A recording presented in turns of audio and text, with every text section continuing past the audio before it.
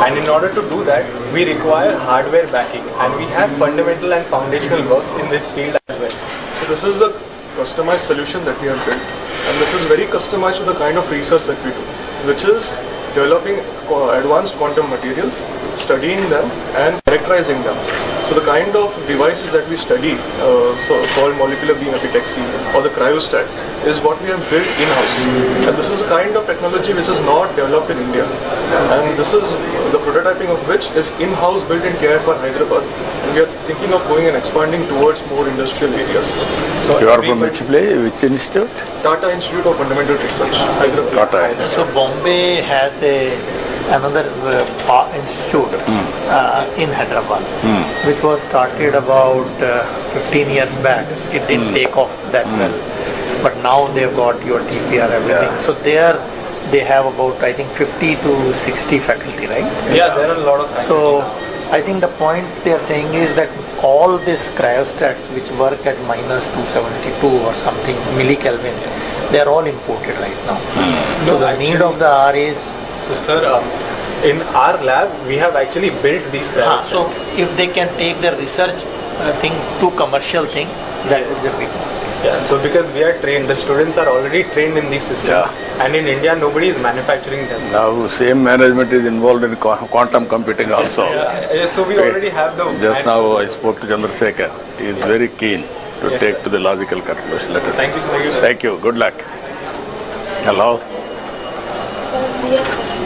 We are making the quantum computers and quantum sensors and quantum communications and all. So in our lab, IIT Delhi, quantum technology lab. So these are some modules.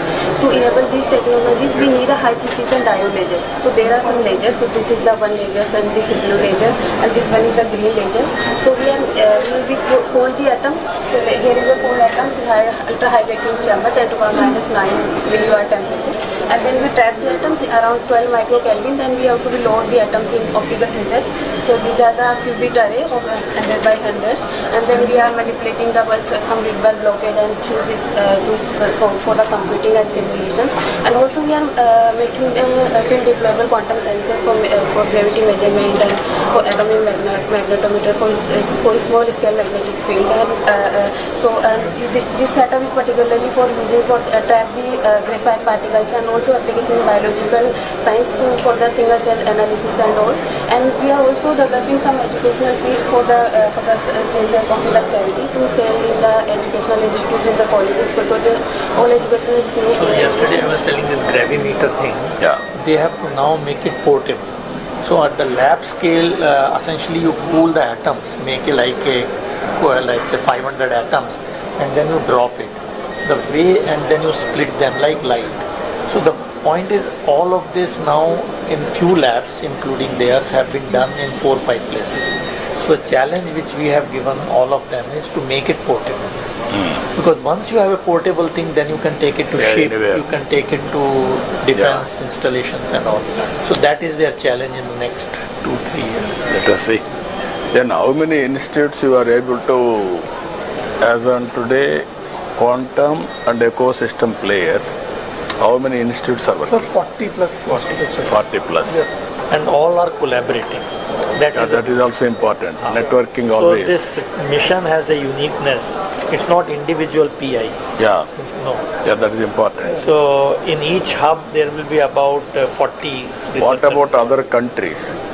Which is leading as on Sir, today? currently in type of total ecosystem. Yeah, so I think in the national quantum mission type, the countries having mission. Germany is having 5, 6. But where are they? US is really, if you look at the recent 2024 report, which has just come a few days, 2 days back. Okay, let me say it not to be quoted. India is right now at 9th place in quantum, or 7th place depending on the way you count. Our goal is in the mission from 7th to 3rd. So the first one is US. They have a good margin because they started early also, and then we have China and France and Germany. So our goal is from 7th we have to jump 3rd. So how many years? Sir, we in next 4 or 5 years, I think. Minimum, because sorry. I was saying in sensing and communication, we can really be the top 3 in next 3 years. Yeah. And in computing, if we focus on algorithms for the first 3 years, we can make a difference. The way we did in software as a service. Yeah. That's where our strength should be also, because now you can buy time. Even before your computer comes here in 1 year, we should make the... Only problem is even IT, software also, we miss products. Yes, That yes. is the biggest challenge now. exactly. Yes, yes, yes. I always used to tell for the last 30 years, even now we are not moving. Yeah. That is where we are having money and also scaling. We didn't do that like banking software or like what Germany thing is. All that they took the lead. This is where we had to create challenges for our youth Yes, yes. and institutions. Then they had to Yes. break through. Now earlier nobody used to understand that is different, but now you are all there, Yes. and PM and all of you. What are you doing? Sir, these are the quantum labs. Communication. These are the labs that we would like to set up across engineering colleges. This is for the SSB minor program.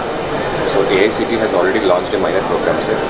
Already 9 universities from Andhra Pradesh have So they have developed small, what I call teaching labs, for students and other things. And now we have launched that program also for setting up the teaching labs. You are having any programs, sir?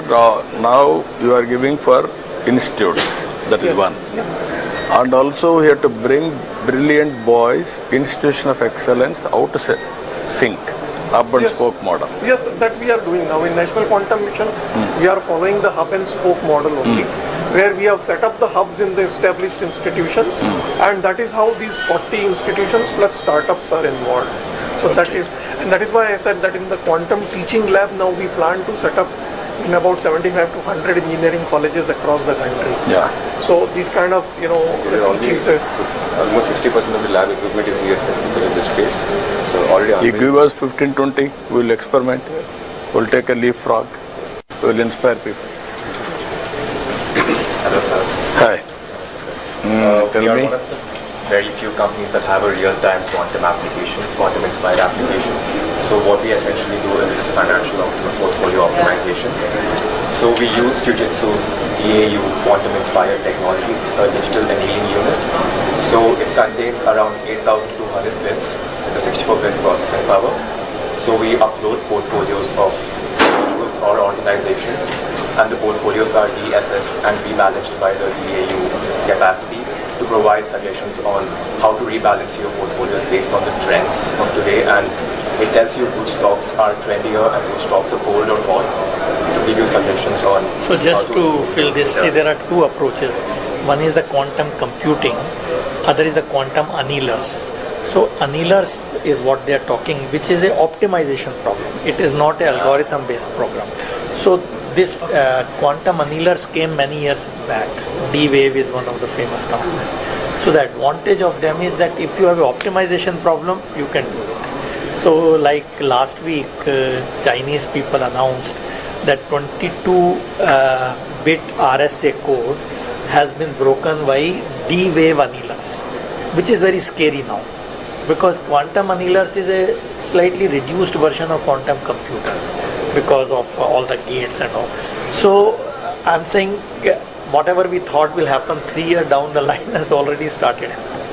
So quantum annealers, you are making them or you are using them? Fujitsu's Fujitsu. So D-Wave, Fujitsu, they have come out with annealers which are not worried about fault and all that, unlike quantum computers. So I just thought... and also they can run on simulators also. Simulators. So they can run on it's high performance computers. So it's a also. bit, it's as I said, it will happen sooner than later. It is always challenges and opportunities, and innovations will go parallelly. Very interesting. Hello, sir. Om Namo Narayan. Hello. We are from Quantum Clairvoyance from Hyderabad, and our CEO is an ex-army colonel, retired from Signals. He was more keen in breaking the enemy communication. So after coming out, he felt always that a country is more strong if it's a product-oriented rather than a service-oriented. So keeping that in mind, he developed 3 good products which we have launched last month itself. One is, which is already as in the drug discovery. To do a drug discovery, it takes a lot of time, but we are not into the clinical trials. So we find the right compound and we'll tell that which compound is more effective and more efficient, which gives more performance before it goes to the clinical trials. So if the cycle is 4 years, we reduce it to 1.5 years, so that we are ready to go for clinical trials. So we are in the software domain building applications. One more is we have developed we have no VPN of our own in India. So we came out of our quantum VPN. So after doing research of 8 years, after analyzing all the VPN service providers, even now in any of the government we use foreign VPNs, we don't have an India VPN. So we developed a VPN with the same features and giving an extra mileage, the USP as a quantum VPN.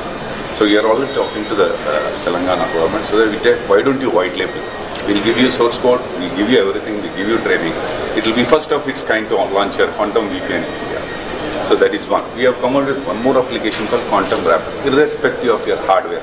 Tomorrow if quantum computer becomes a reality and it can also be broken. So we use the PQC, post-quantum cryptography, and we ensure that any of your existing applications or your hardware can be made quantum safe. And we can show you a proof that what was it before and what is it after we use a quantum. So this is using the NIST? Yes, NIST approved. Crystal Kyber. Yes, and we have already... So NIST has approved out of the 4, one of them, which they gave a challenge for about 4 years to break it. If you can break this, then they'll give you some money. So in 4 years, it won't be broken. Ethical. So in last year, they declared that US ecosystem will support this NIST-based crystal Kyber and crystal this thing for signature verification and content. So all over the world, people are now saying at least it is safe for now. We don't know after 5 years, but India also not 5 years, even tomorrow. NIST has come out with a regulation that irrespective of any application. So this will be a thing. So this NQM has set up a quantum safe committee to look at all these financial sectors and so on, and adaptation of PQC and so on. So I think this is again where I think this valley can... We can take a challenge, sir. We'll give our own VPN. We can white label it as Andhra's VPN and you can... So you can talk to sets. You know, there is an institute called sets. You can work it out with all applications you can go through. Wherever it is applicable, we'll adopt it. Hello. Please. We are founders of the company. Sir, we would like to thank you. We are the only company which started from Fintech Valley Vizag back in 2018, the government grant. Okay, so this is the only quantum company which started from Vizag. And now, sir, we are actually 40 plus team members, and we work in the field of quantum safe communication. We are delivering our hardware-based systems to the government of India, Ministry of Defense, and we have been also kind of this is the fastest commercial grade QRNG available in the country, and we work very closely with defense. So post the disruption in the Fintech Valley, we had moved to Bangalore, but we would want to see that how we can grow within this quantum village, quantum valley, and how we can actually be also doing skill development, because the quantum, there's a lot of skill deficit. We do not have the right people with the training, right? So while we're giving it for the armed forces, we have a lot of opportunities to do skill development, also create local opportunities, and we also want to see that how we can also help us in the road to that. Right? We'll work it out, the ecosystem. Thank you. Good afternoon, sir. Good afternoon. This company is actually started because of you, sir. 2016, Apita, Jay Garu, sir, we actually started in Vizag because we wanted to execute a defense project. And the problem statement was to create a quantum safe messaging. Built our own algorithms, indigenous, delivered to defense. Also received an award from Honorable Raksha Mantri as well. Now this is the India's first dual-use technology, which is securing our defense establishments like DGDIA as well as DGMO, military operations as well as intelligence, plus getting used into the banks as well. So now it can actually secure the entire digital ecosystem part of it. So we have kind of built a platform ground up and delivered to the defense. So data at rest, data in motion and applications, all with users and device control. That is the entire full stack with software, devices and hardware. Good, excellent. Thank you. Thank you.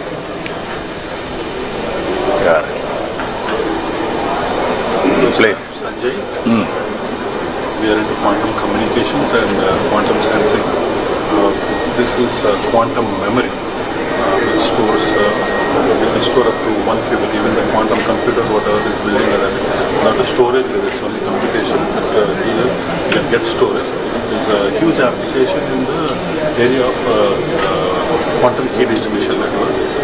And we are into quantum sensing too. We are in collaboration with AMTC, sir. AMTC Turkey, we are collaboratively, we want to build a quantum biosensor for MRI. Main application of this one is for regular MRI, manaki oka 10x resolution of the quantum sensor can give you almost 1000x resolution, molecular level resolution. Like it would be a game changer in the healthcare industry. Magnetometer. No, based on NV centers in diamond? In the rubidium. So there are two ways. One is that in diamond you put nitrogen as a defect. So NV centers is very sensitive. So the one set of people use that. Other one is this atomic thing which they trap, like rubidium atom. And that is also very sensitive to magnetic field. So essentially you are mapping the magnetic field. So like in nano Tesla or pico Tesla, depending on whether it is portable or not. So this is something again in the NQM, also we want to take it to the next level. Yeah. But more important is to make it portable. Yes. Because that's... We have already started POC with AMTC. You are working there? Yes, sir. We are in, okay, that's great. Hello. Please. Hi. Carry on. You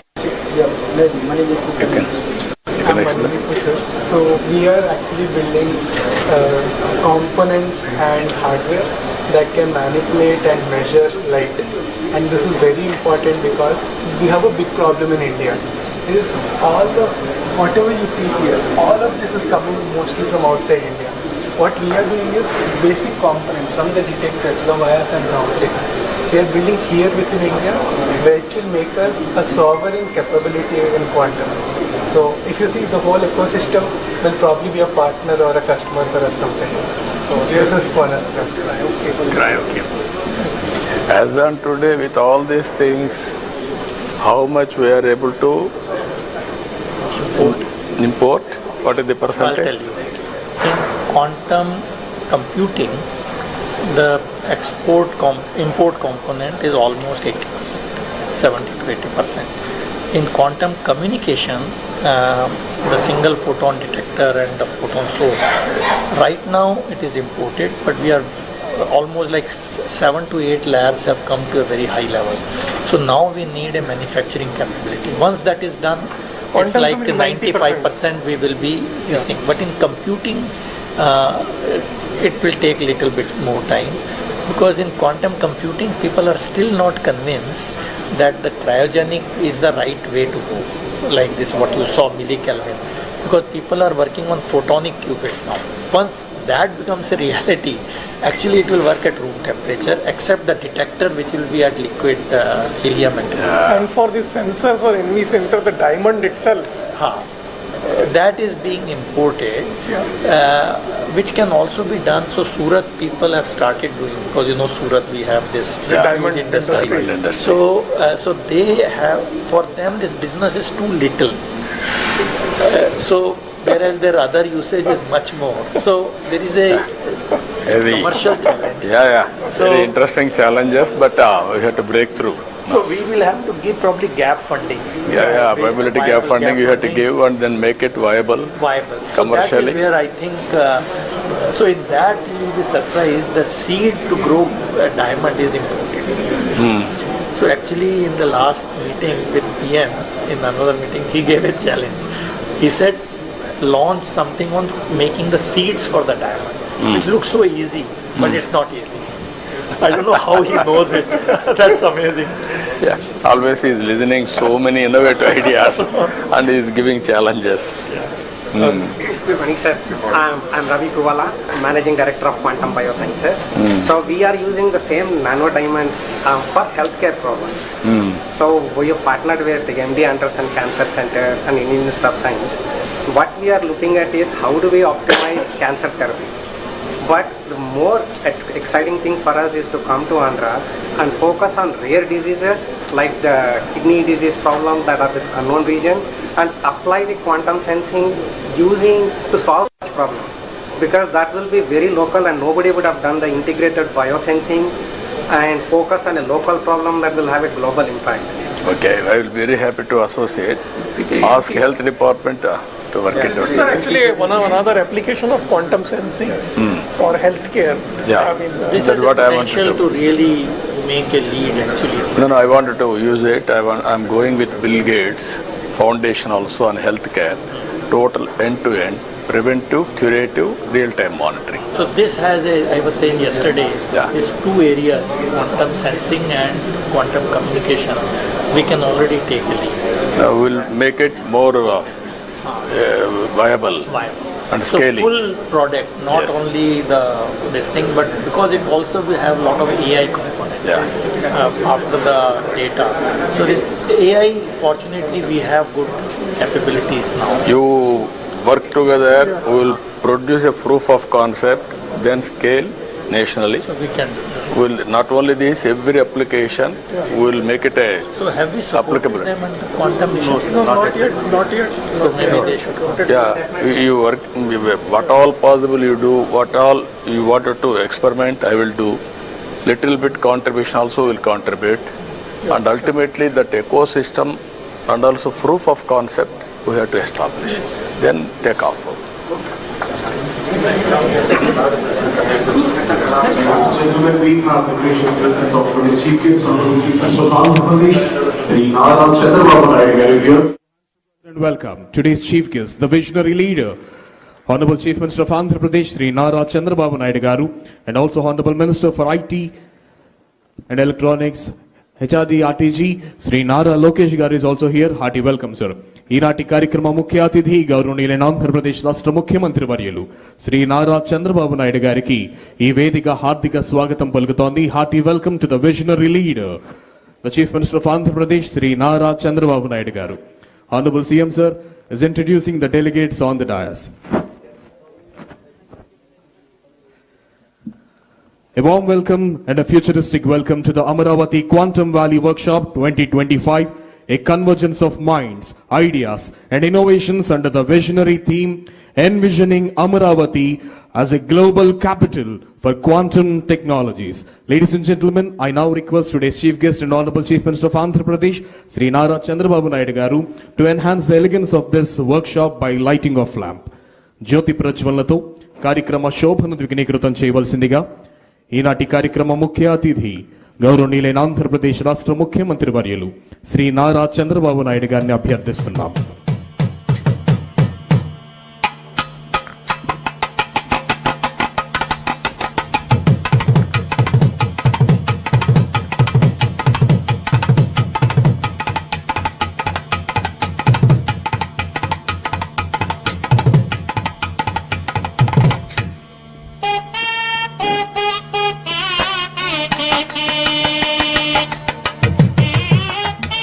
In the world, today we are not just in the conference hall, we have stepped into the future. In the world where data moves at the speed of light and computation defies classical limits, Amaravati rises not just as the people's capital of Andhra Pradesh, but as the emerging quantum capital of the world. I request everyone to please be seated. Ladies and gentlemen, let's take the pride in knowing that Amaravati, the heart of Andhra Pradesh, is ready to spearhead the next quantum leap in technology, thought and transformation. So dear guests and everyone, fasten your intellectual seatbelts, open your minds and get ready for the journey beyond the time and future. Welcome to the future, welcome to Amaravati, welcome to Quantum Valley 2025. In connection with this, I would love to call upon the Secretary to Government, ITE and C Department, Government of Andhra Pradesh, Sri Bhaskar Kattamaneni IAS, to please come forward and propose the welcome address.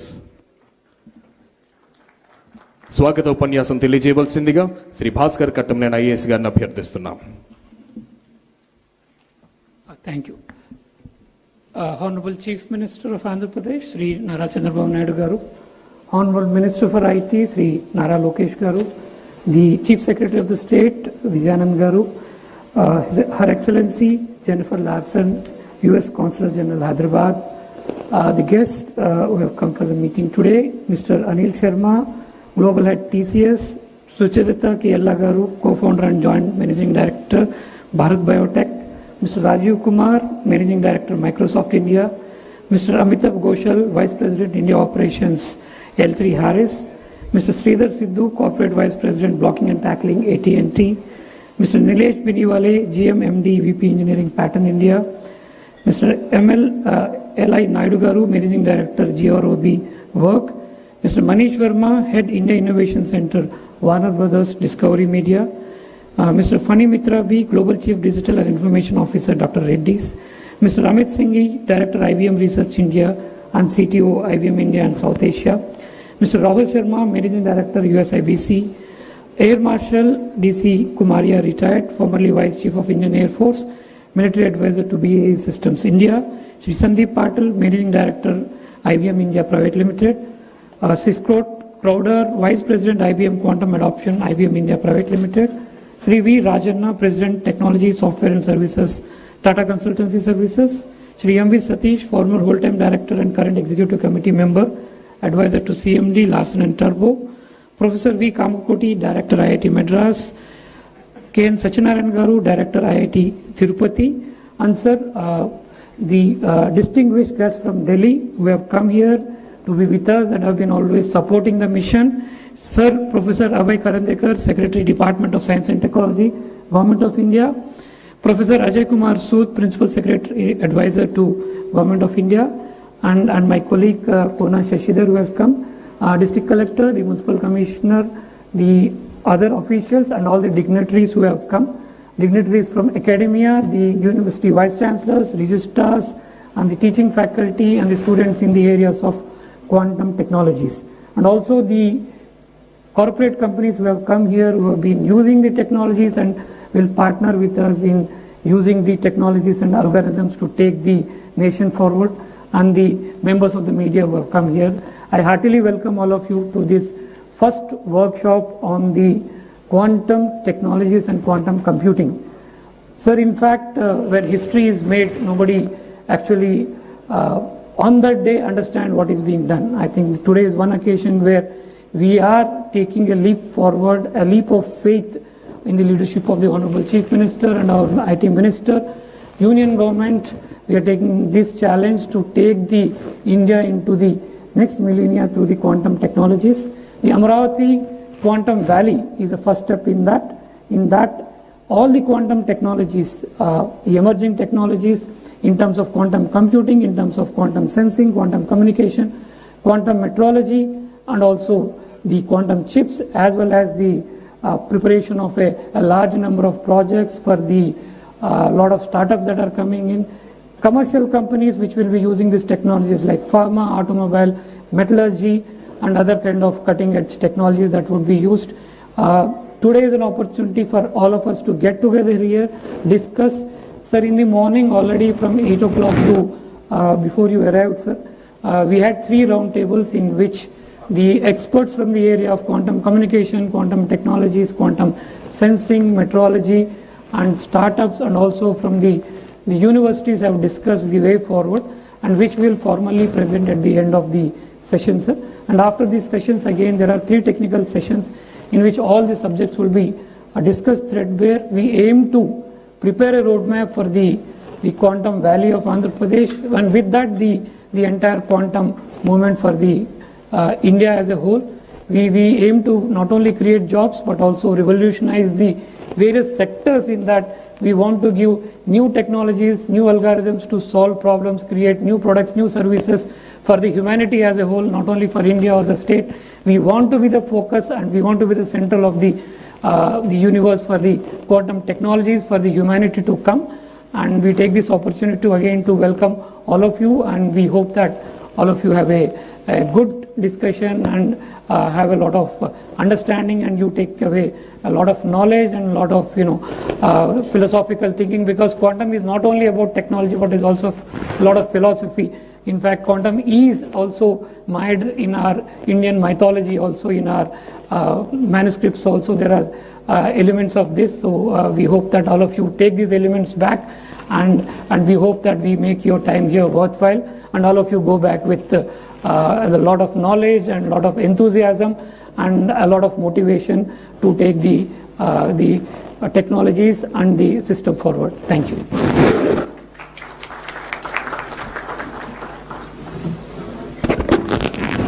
Thank you, sir. Thank you very much. Now I request the Managing Director of IBM India Private Limited, Shri Sandeep Patil ji, to address the gathering.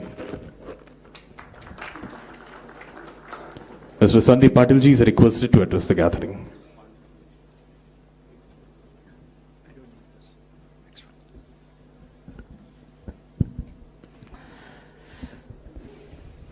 Thank you.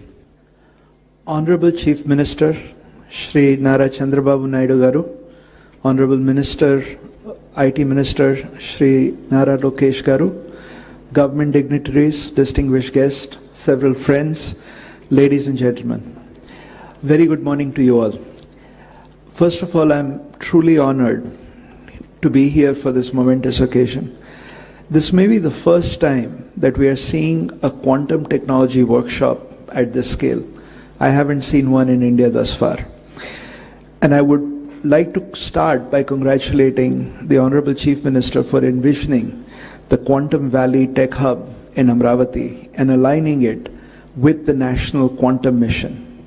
We have all witnessed the phenomenal contribution to India's IT revolution that he has contributed to in the 90s under his leadership.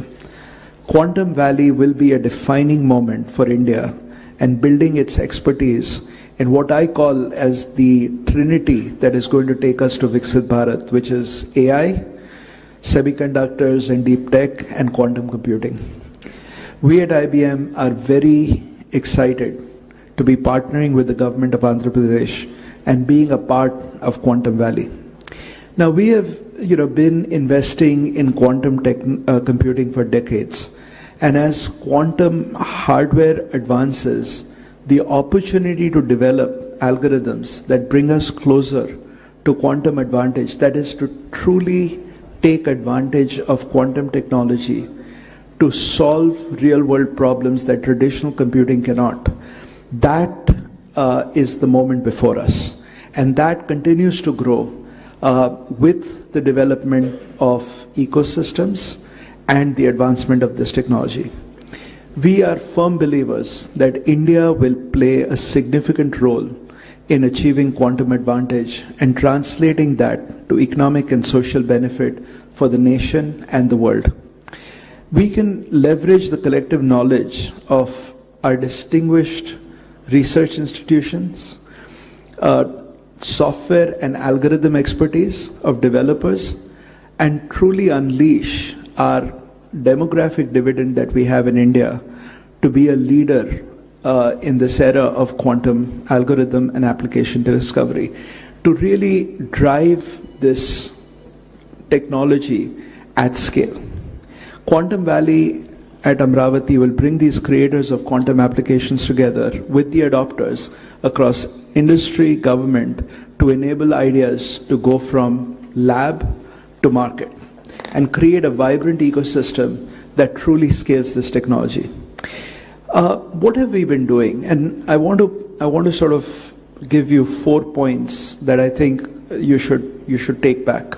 First, there is a tremendous amount of research capability in India, and we ourselves have been continuously building our research capabilities that works very closely with local ecosystems and continues to drive deep tech computing.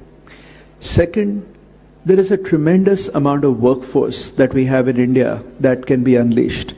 We have been enhancing that workforce, and I'd like to share some numbers with you that I actually find fascinating. Since 2021, more than 200,000 quantum enthusiasts, and I say enthusiasts because it's difficult to test their capabilities just yet. But 200,000 quantum enthusiasts from India have accessed IBM quantum learning resources. We make that available, and there's a lot of people that have actually taken advantage of it. And approximately 25,000 students have taken the courses on quantum computing that have been offered jointly by IBM and IIT Madras on the NPTEL platform. AICTE is also introducing a minor course on quantum computing for undergraduate students as a part of this initiative. And we have trained more than 900 faculty members on quantum computing fundamentals. To unleash this technology, we need the workforce and the experts to truly take advantage of this technology. Third, we are driving cutting-edge research and algorithm discovery by empowering India ecosystem to access the most capable quantum systems and resources. Fourth, we are supporting economic growth through industry engagement. There are startups like Boston QPSI that are using our quantum technology to boost the performance of complex engineering simulations using Qiskit libraries, simulators, and IBM quantum systems. LTI Mindtree is a part of our quantum network globally, as well as Tata Consultancy Services that have actually partnered with us to really scale this technology here in the Quantum Valley. And lastly, the government, I think, is now becoming very, very active in this space, not only at the center, but more importantly, right here in Andhra Pradesh. And we are excited to bring our most advanced quantum computer, IBM Quantum System 2. You can see that is a model of it right here, to Quantum Valley at Amravati. And please take time to take a look at the replica. So as quantum system arrives on Indian soil, quantum experts and developers will have an opportunity to build world-class quantum algorithms, which is what the need is right now around the world, and applications that will address real problems for India and the world. And we will do that from India. That is why I believe that this is a defining moment for India, and the onus is on all of us here to actively engage in this initiative and contribute towards the success of Quantum Valley and realize the vision of Viksit Bharat. And now I would like to invite my colleague, Scott Crowther, Vice President, IBM Quantum Adoption, to share how we are bringing this useful quantum computing to the world.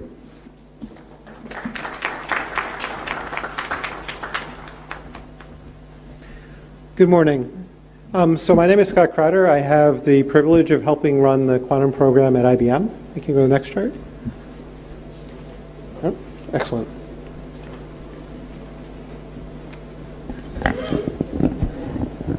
Our mission at IBM is to bring useful quantum computing to the world. So it's been 100 years since man discovered quantum mechanics. It's 2025 is the 100th anniversary. We believe quantum computing will be the second great revolution in our leveraging that understanding of quantum mechanics for societal good. The first one was understanding that nature is discrete or quantized. And based on that understanding, we developed MRI machines, lasers, semiconductors, which have had a transformational impact on all of our societies and have had tens of trillions of dollars worth of economic impact. Quantum computing will be the second revolution based on the understanding that we can leverage the mathematics of quantum mechanics, the math of nature, to do computation in a completely different way. And this will allow us to approach problems that classical computers are not really that good at solving, that binary arithmetic is not good at. So what kind of problems are we talking about? One of these areas is simulating chemistry with a lot better accuracy than we can do today with our approximate methods we use with classical computers. And this can be used in a wide variety of fields. We leverage chemistry in a lot of different spaces in a lot of different industries. So it's things like coming up with new battery chemistry, which is going to be incredibly important for us going forward from a green energy perspective. It'll be coming up with new chemicals and new materials, whether that be fertilizers or whether that be better understanding of the biology, the chemistry of biology, to understand and build better treatments and pharmaceuticals for our patients. The second area is using the ability for quantum computers to do linear algebra in exponential spaces, and I realize that for most people that doesn't mean a whole lot. But basically, by leveraging that kind of math, we can also approach other kinds of problems that have huge implications for society and our industry. So one of those areas is to find patterns that look completely random to our classical methods, but with quantum methods we can find that pattern. This is actually where Shor's algorithm, which is famous because we need to change all our asymmetric cryptography because of it, but it also has applications in a lot of different industries for anomaly detection, fraud prevention, and things of that. But also to use that same kind of math to do a much better job for complex optimization. So this has also a lot of applicability across many different industries, including finance for portfolio optimization, as well as logistics across many different industries. So what do we need to do in order to bring useful quantum computing to the world? Well, the first is we need to build computers that can run these new algorithms, and that's what we focus on at IBM. The second is that we need to basically do algorithmic discovery and understand all these applications and where they can be leveraged and do the work of research on those. And this is where it's really important to build ecosystems and communities in order to understand how to do this and to drive that algorithmic discovery. And that's why we are so very, very proud of being part of the Quantum Valley here and why this ecosystem building is so important. I'm going to wrap up pretty quickly here, but just give you a feel for where we are in the technology. So we've established 3 big milestones. The first we achieved a couple years ago, which was what we call established quantum utility. What that means is our quantum computers are now big enough and powerful enough that we can run quantum algorithms or programs that you cannot run on the world's largest classical supercomputers anymore. That doesn't mean it's better than any other classical algorithm that's out there, and that's our next milestone, quantum advantage, where the outcome of running something on a quantum computer is better than anything you can do on a classical computer. We have stated we're going to achieve that by next year. It might be from IBM, it might be from one of our partners, it might be from the industry, but we believe the industry is far enough along that we will achieve that within the next year. And then to grow it to even more and more applications, we need to build even more powerful computers that can run more complex programs to unlock all kinds of applications, not just the first few. And to do that, you need to build a large-scale fault-tolerant quantum computer, which we have declared we will build by 2029. I'm going to skip ahead a little bit here for interest of time. But we've deployed 80-plus systems since 2016. And today we have 15 utility-scale computers around the world in our US and European data centers, as well as client locations around the world. And we announced earlier this year that we are going to put a system here in the Quantum Valley to basically help drive the ecosystem here in India. Starling is our next generation of computer, which is coming out in 2029, which is basically a scaled model of what you see with the System 2, which will be here in India. This system will allow us, by 2029, to run even a broader range of applications. I'm going to stop here for the interest of time. We're very proud at IBM to be helping in this initiative. We believe that this is a great platform to build an ecosystem here in India. Thank you.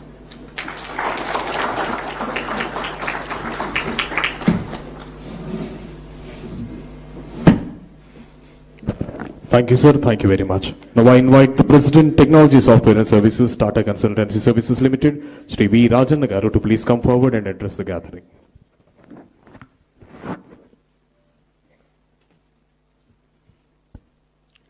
Honorable Chief Minister Chandrababu Naidu Garu, Honorable Minister Lokesh Garu, dignitaries on the dais, off the dais, ladies and gentlemen, a very good morning to all of you. I am sure all of you agree, when you arrive in Andhra Pradesh, you can't help but feel the energy of a thriving technology hub. If you agree, please clap. Thank you. Beyond the realms of development, welfare, and investments, there is an air of cutting-edge innovation, whether it is state data lakes, real-time governance through KPIs, algorithms, now the groundbreaking realm of quantum computing. Few days ago, I was watching an event on tourism development. The approach to develop tourism powered by a comprehensive measurement framework was absolutely incredible. And this spirit of AP's innovation continues with this quantum workshop, marking the beginning of another transformative journey. It is a visionary move that State of Andhra Pradesh, under the leadership of Honorable Chief Minister, is embarking on its quantum journey in the year 2025. Some of you may be aware, this year holds a special significance as United Nations declared 2025 as the International Year of Quantum Science and Technology.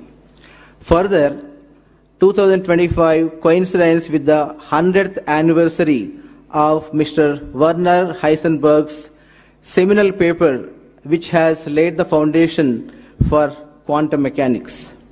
Quantum is a new paradigm shift in computing. We need quantum computers not because traditional ones lack capability, but as you know, some problems are simply vast, too complex, and too quantum. The Quantum Valley in AP is said to be a cornerstone for researchers, academic ecosystem, startups to delve into new algorithms, simulate intricate systems, and solve problems that were previously intractable. This is just not a computing infrastructure platform, but a national asset that will propel India's leadership in research and development. Quantum is inherently interdisciplinary and brings diverse fields together, whether it is physics, computing, engineering, AI, and material sciences, fostering collaborative innovation between academia, industry, government, and startups. At TCS, we are exploring quantum to solve a variety of intractable problems, whether in molecule or drug discovery, complex optimization problems such as risk and portfolio optimization, and AI model training for complex data sets. Sir, TCS is committed to supporting your vision, bringing in our research expertise, deep tech capabilities, and global partnerships. In fact, TCS and IBM have been partners for more than 50 years.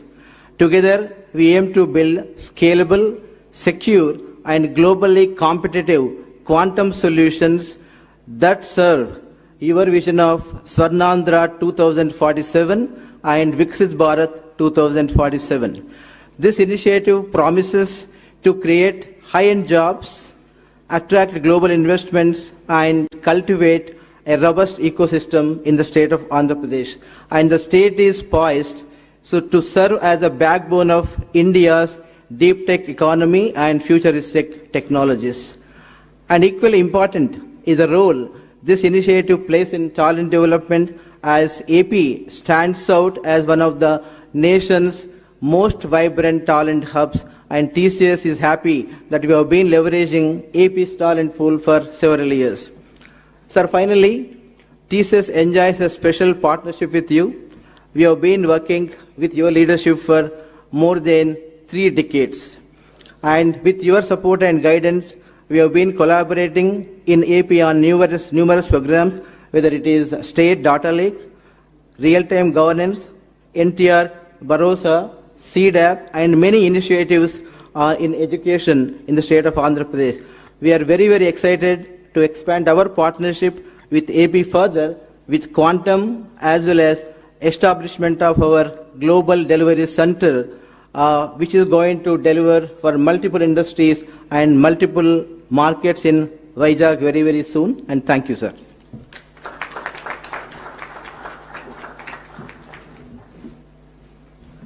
Thank you, sir. Thank you very much. Now I invite former whole-time director and current executive committee member and advisor to CMD, Larsen & Turbo, Sri M.V. Satish Garu, to please come forward and address the gathering.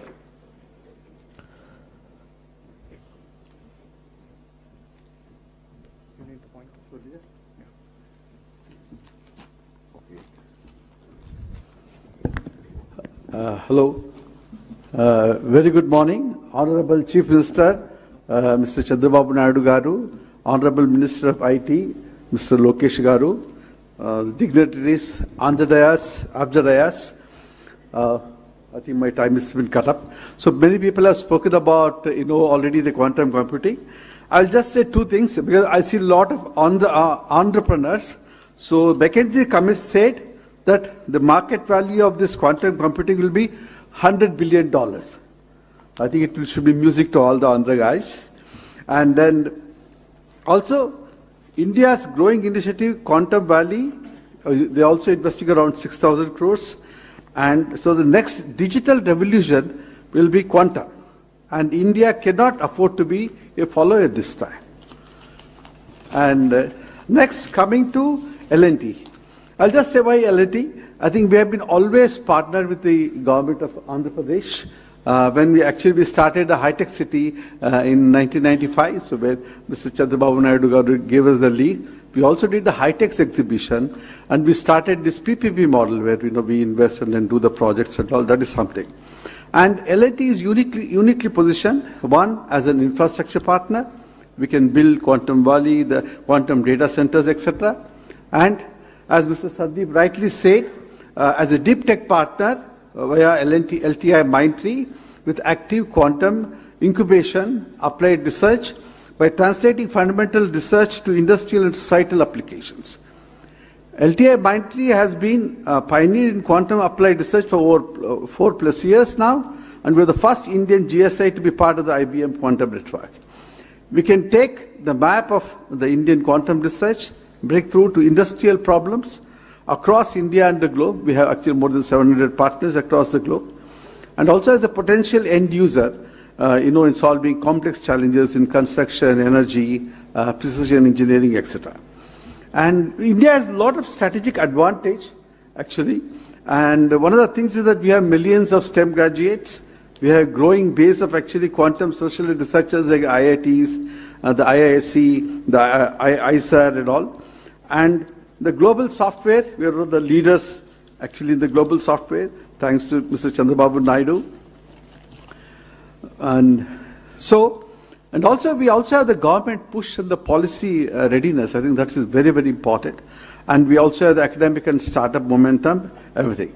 Next is what way that L&T can help the government and the world at large, the quantum journey. L&T and LTI Mindtree are fully committed to actively support co-developing industry-grade quantum user cases, partnering with startups, building physical and digital infrastructure, becoming early enterprise adopters in complex sectors like infra, energy and all. And vision, I think with this vision actually, India should be at the center of the quantum world, and I think let us lead this revolution. I only want to say that Mr. Chandrababu Naidu would have actually fathered 2 global centers. One is the IT and BT hub at actually Hyderabad, and the next one is actually the Quantum Valley at Amravati. Thank you very much. Thank you, sir. Thank you very much. And I invite the Chairman of Andhra Pradesh State Council for Higher Education, Sri K. Madhumurthy Garu, to please come forward and give his message.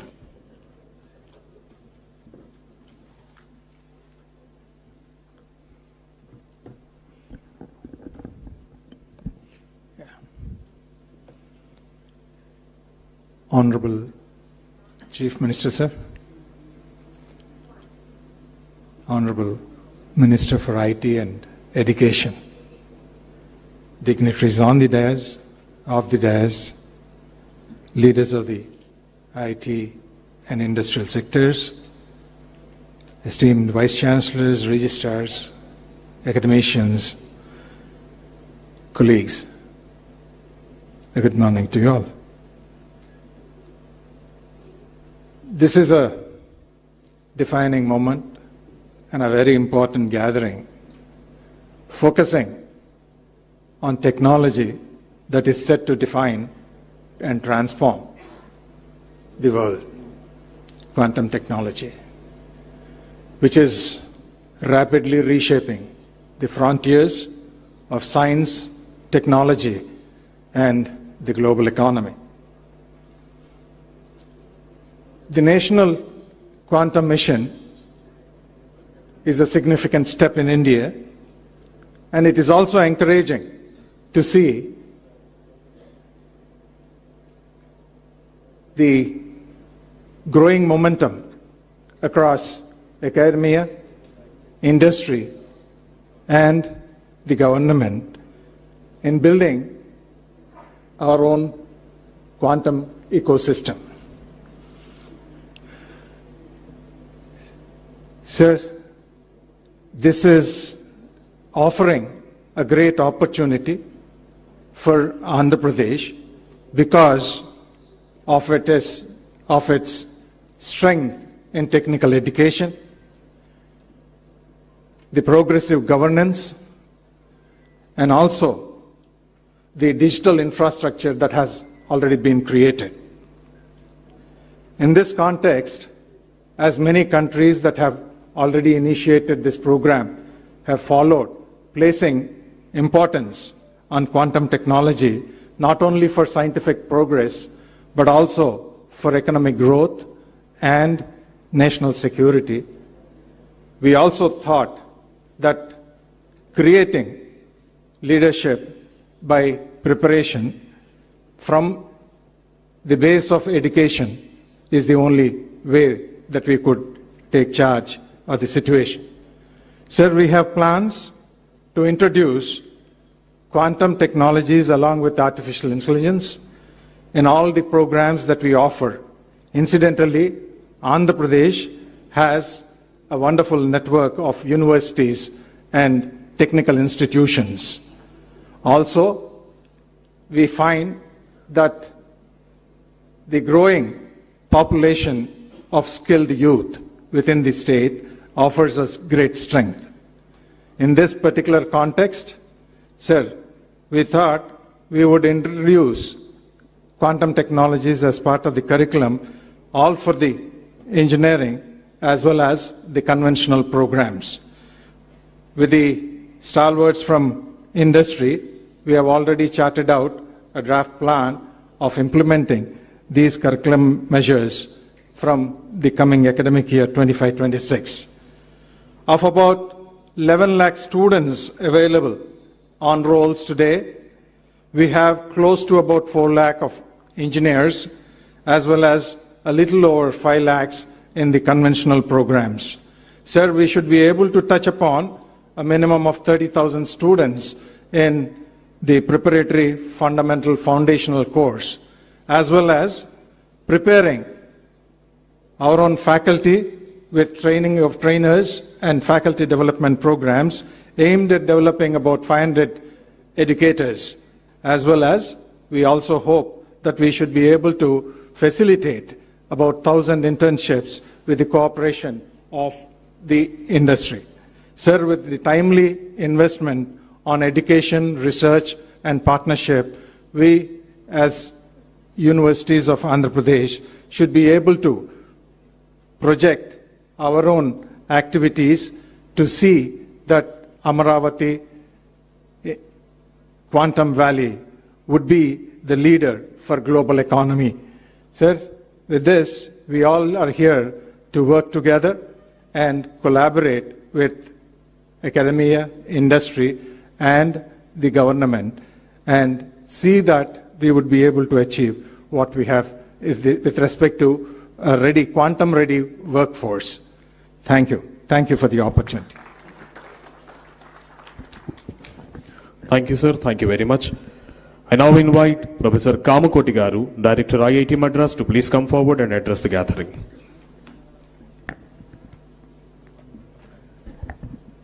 Respected Honorable Chief Minister of Andhra Pradesh, Honorable Minister of IT of Andhra Pradesh, and all dignitaries, we are very excited that Quantum Valley has been launched at Amaravati. Bharat as a country, we are to define our own quantum advantage footing. This requires a well-synchronized effort between academia, startups, major industry and government. The Quantum Valley at Amravati provides precisely this robust platform as a first mover. The National Quantum Mission launched by the DST Government of India has rightly identified 4 major verticals. We must make the best use of these. Friends, there are multiple areas we must quickly ramp up.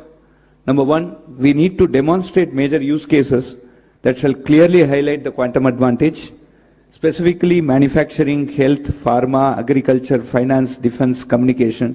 These are very prominent candidates. All domain experts from industry and academia must come together on a mission mode to achieve this particular goal. The second important aspect that we should concentrate is on human capacity building at scale, specifically educating conventional computer architects and programmers on quantum computer architecture and quantum programming, and sensitizing and training subject domain experts in quantum advantage. Moving to utility quantum environments at the earliest is also very crucial, and in this direction we must aspire to demonstrate short distance quantum communication and also look at quantum desktops and quantum sensing as part of smart city type of IoT projects, in addition to the quantum cloud environment that is envisaged at Amravati. The third important thing is major translational research and development must start happening, specifically manufacturing quantum components in India. We have very good precision manufacturing industry here. Standardization and metrology for quantum systems is also extremely important, and classical computing support to quantum computing, like the 5G, it's a non-standalone 4G plus 5G. The quantum computing for time to come will exist along with classical computing, and it needs support from the classical computing environment. So the role of innovation and entrepreneurship, and specifically startups, is extremely crucial in this direction. So let me conclude offering my best wishes to Quantum Valley, assuring you, sir, of all support from IIT Madras, and let us all put together our best efforts to ensure that the quantum computer starts physically functioning at Amravati on January 1, 2026, and we demonstrate 100 use cases. We demonstrate 100 use cases that shall prove the quantum advantage across multiple domains by August 15, 2026. Thank you very much. Thank you, sir. Thank you very much. Now I call upon Shri K.N. Satyanarayana Garu, Director IIT Tirupati, to give his word.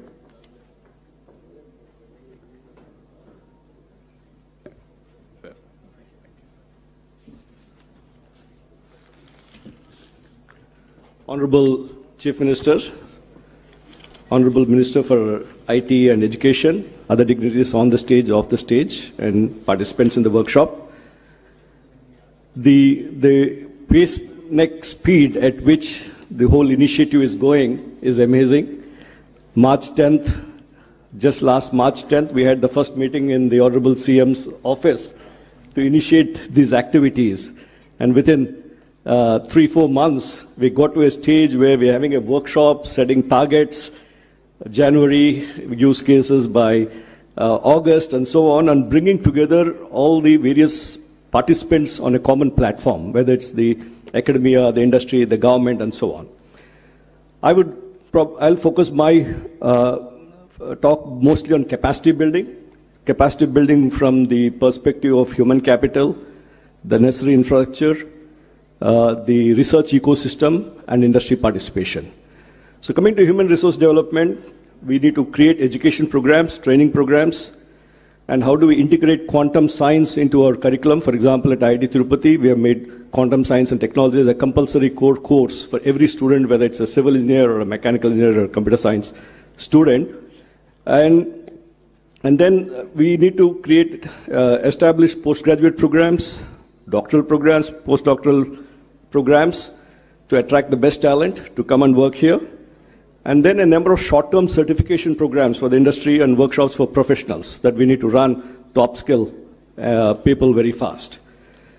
We also need to do skill development in terms of the quantum programming, hardware development, quantum hardware development, equally important, and cross-disciplinary expertise. We need to have the domain people who need to define the problems and understand how quantum technologies could be used appropriately.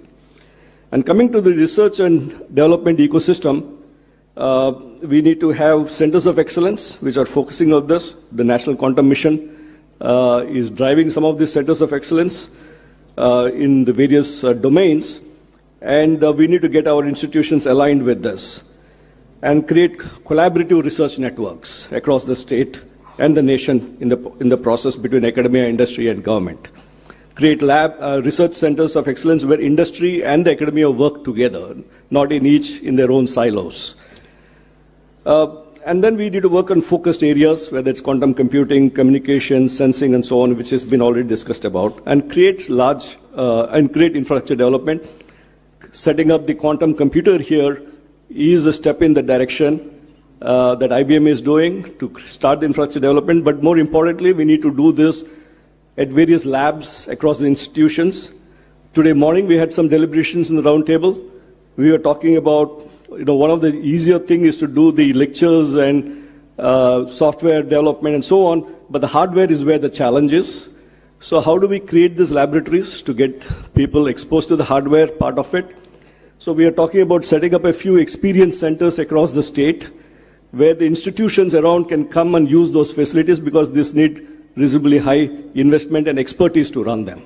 So there are a lot of and then we need to create the test beds for prototyping platforms and the integrating with the high performance computing.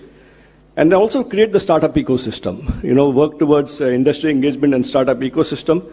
In this context, I think this aligns with the other initiative the Honorable Chief Minister is taking forward in terms of the Ratan Tata Innovation Hub.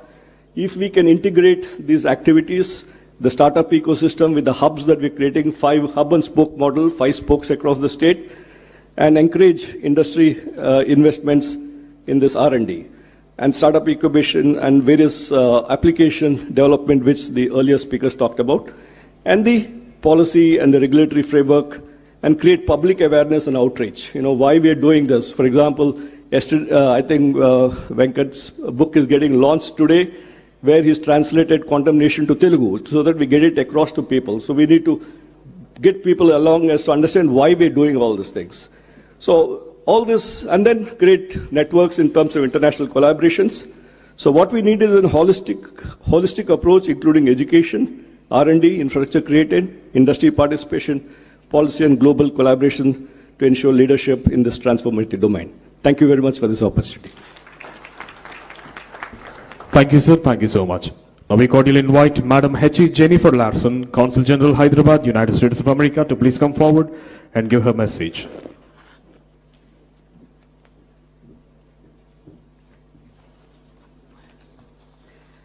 So good morning, ladies and gentlemen. I want to begin by thanking the government of Andhra Pradesh for inviting me to join this summit and share my brief thoughts with you.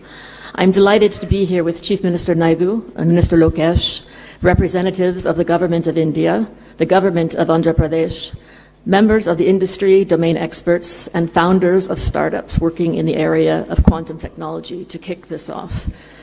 Now, I have to say that my understanding of quantum is probably not as informed, perhaps, as some of the experts in the room.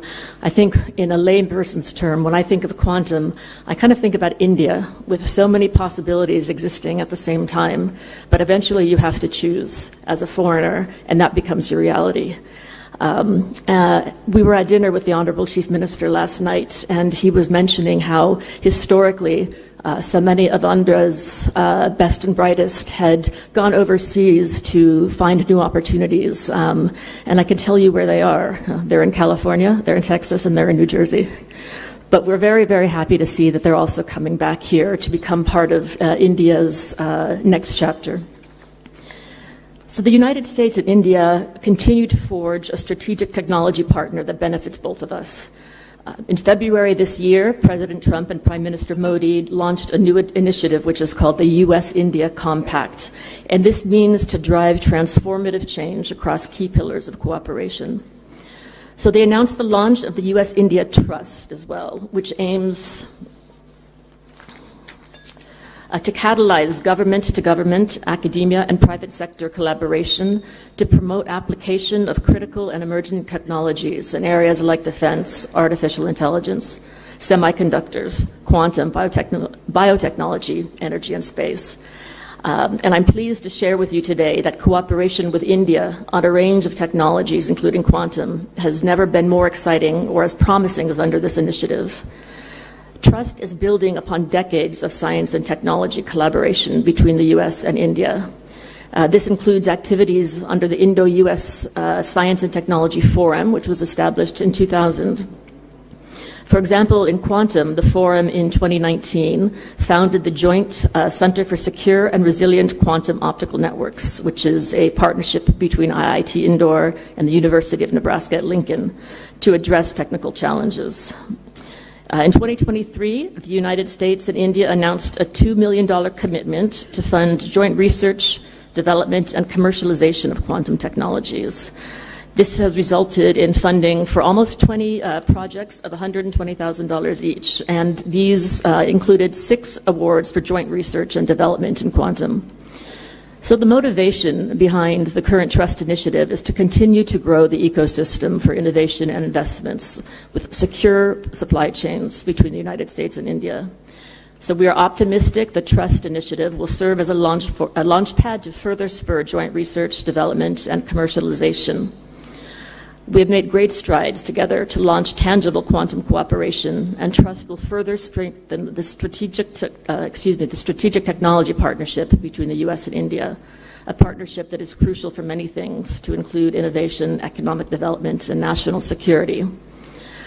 I commend Andhra Pradesh for laying out this roadmap for advancing quantum technology and envisioning a quantum valley anchored by IBM and TCS as part of India's national quantum mission.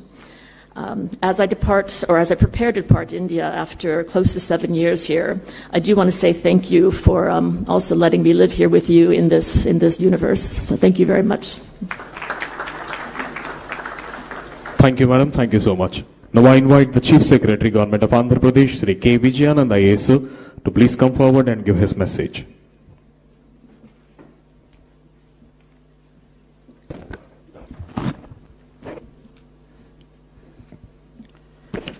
Honorable Chief Minister of Andhra Pradesh, Sri Nara Chandrababu Naidu Garu, Honorable Minister for IT, Electronics, RTGS and Education, Sri Nara Lokesh Garu, Secretary, Department of Science and Technology, Professor Abhay Karendkar, Principal Scientific Advisor to the Government of India, Professor Ajay Kumar Sood, Her Excellency Jennifer Larson, Sri Sandeep Patil, Sri Scott Crowder, Sri Rajana Garu, Professor Kamakoti Garu, Satyanarayana Garu, senior officers from Government of Andhra Pradesh, esteemed dignitaries and friends.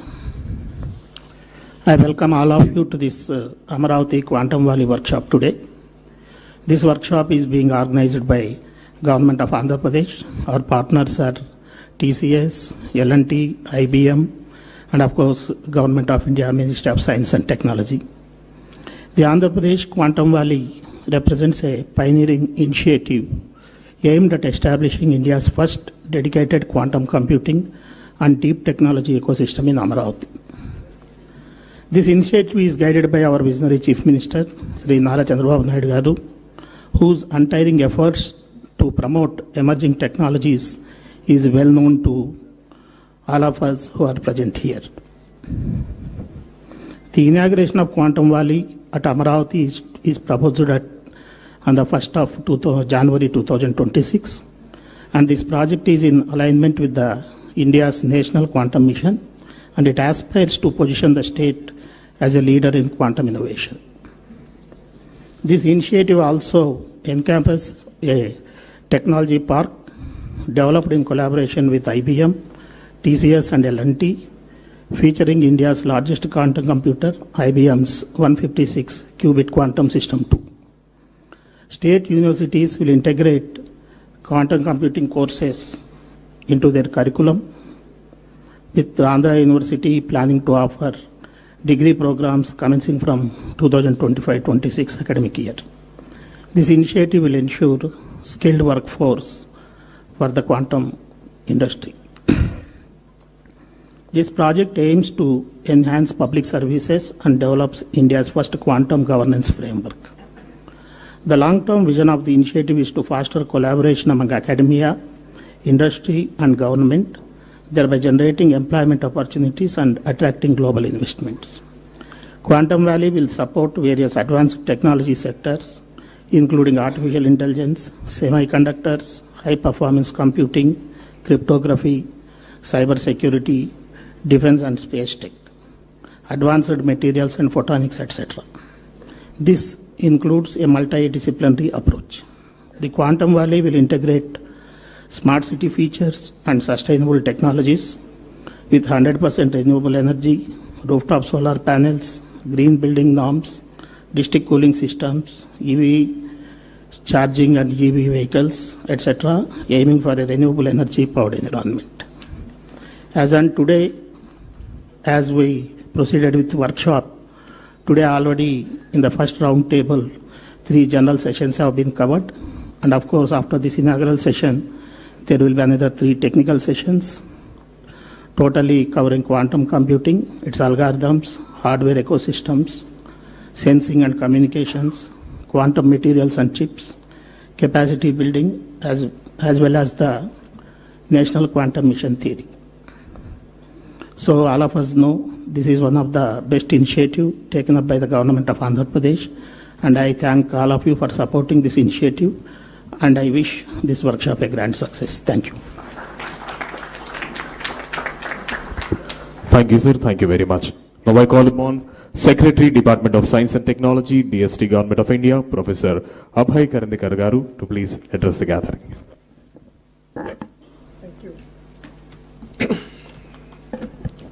Thank you very much, Honorable Chief Minister of Andhra Pradesh, Shri Chandrababu Naidu Garuji, Honorable Minister Shri Lokesh Garuji, distinguished members from academia, government, industry, startups, innovators. Let me begin by first congratulating the government of Andhra Pradesh and particularly the leadership of Honorable Chief Minister for his foresight for setting up the Amravati Quantum Valley.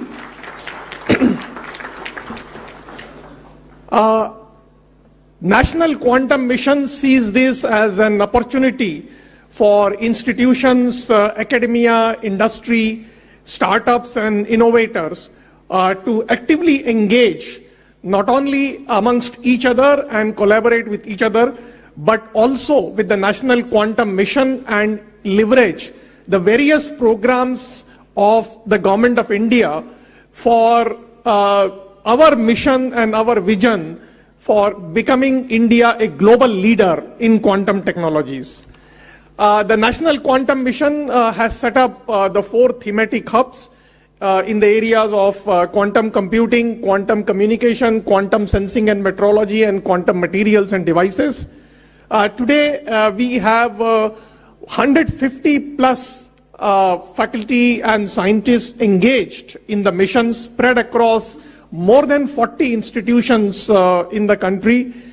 We have also supported startups and innovators, and in the coming months, we will be supporting the government engineering colleges, technical institutions and other institutions towards the capacity development programs by supporting the teaching labs for those institutions which are launching the quantum technology programs which have been approved by the All India Council of Technical Education.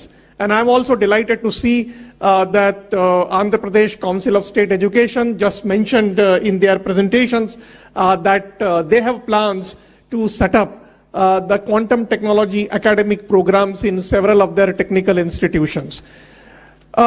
In terms of developing the technologies, while we are supporting today the research, whether it is in the area of quantum computing or quantum communications or quantum sensing, we are also working towards developing an ecosystem of developing quantum algorithms and application use cases, particularly in emerging areas like materials discovery or drug discovery or financials transactions and so on, so that we can develop the capacity in our country for becoming a quantum safe and a quantum advantage nation. In National Quantum Mission, we have also launched the nationwide quantum awareness programs. And in this quantum awareness programs, we have targeted the students, researchers, faculty, and industry for not only building the understanding, but also developing interest towards research in the area of quantum science. We see the setting up of this Amravati Quantum Valley as an opportunity for developing not only the capacity in the area of quantum technologies, but also forging a collaborations nationally and internationally. From the Department of Science and Technology and from the National Quantum Mission, we reiterate our commitment to nurturing a self-reliant, globally quantitative and quantum ecosystem for India. And I'm confident that with collective resolve and collaborative energy, we as a country will not just participate, but will also lead in the global quantum revolution. Once again, I would like to compliment the leadership of the Honorable Chief Minister. I hope that with the Government of India, in the National Quantum Mission, under the visionary leadership of our Prime Minister, Shri Narendra Modi ji, we will be able to make our country a global leader in the emerging technology ecosystem. Thank you.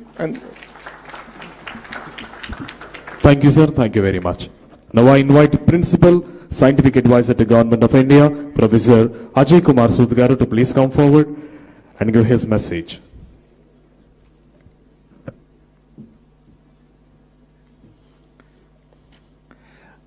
I am truly privileged to join the dignitaries on and off the dais, especially our Honorable Chief Minister of Andhra Pradesh, Shri Chandrababu Naidu ji, and Shri Nara Lokesh Garu ji.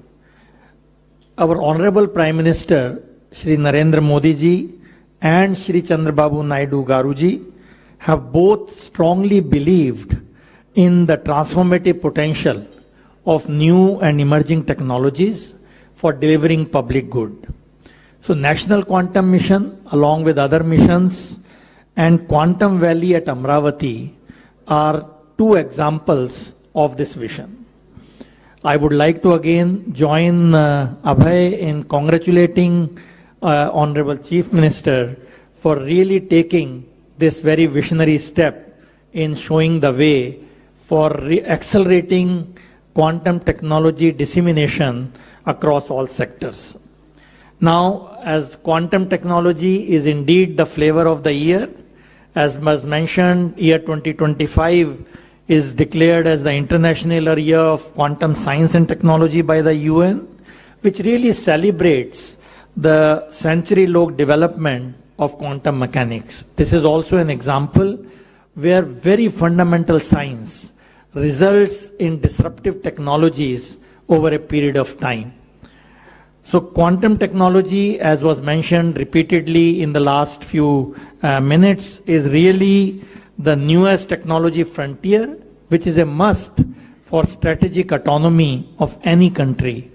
It will indeed transform the landscape, technology landscape, over a wide canvas. It is befitting that New Amravati should have ambitious plans for becoming a quantum technology hub in the country. So in my view, this center-state symphony clearly shows that the task of nation building is a joint center-state enterprise. We will also be the partner in realizing the larger goals of National Quantum Mission, with which our office is intimately connected. You have heard in the last 1 hour from many dignitaries that the engineering exploitation of quantum system, which is what quantum technology is, has enormous applications all across the sector, be it the financial sector, be it the security in all aspects, quantum communication, quantum sensing, and so on. So I will not repeat that. But one area which will come up sooner than later is the application of quantum computers in climate change. This is a beginning of that, because when you are dealing with billions of parameters in weather prediction, this is where the power of quantum will be useful. And the other areas which will see a huge jump in the next 2-3 years is the merger of quantum and AI, which is what quantum AI is now being referred as. And this is the kind of areas, the disruptive areas, I definitely feel Amravati Valley can make a dent in the global scene. So the list of these applications is enormous.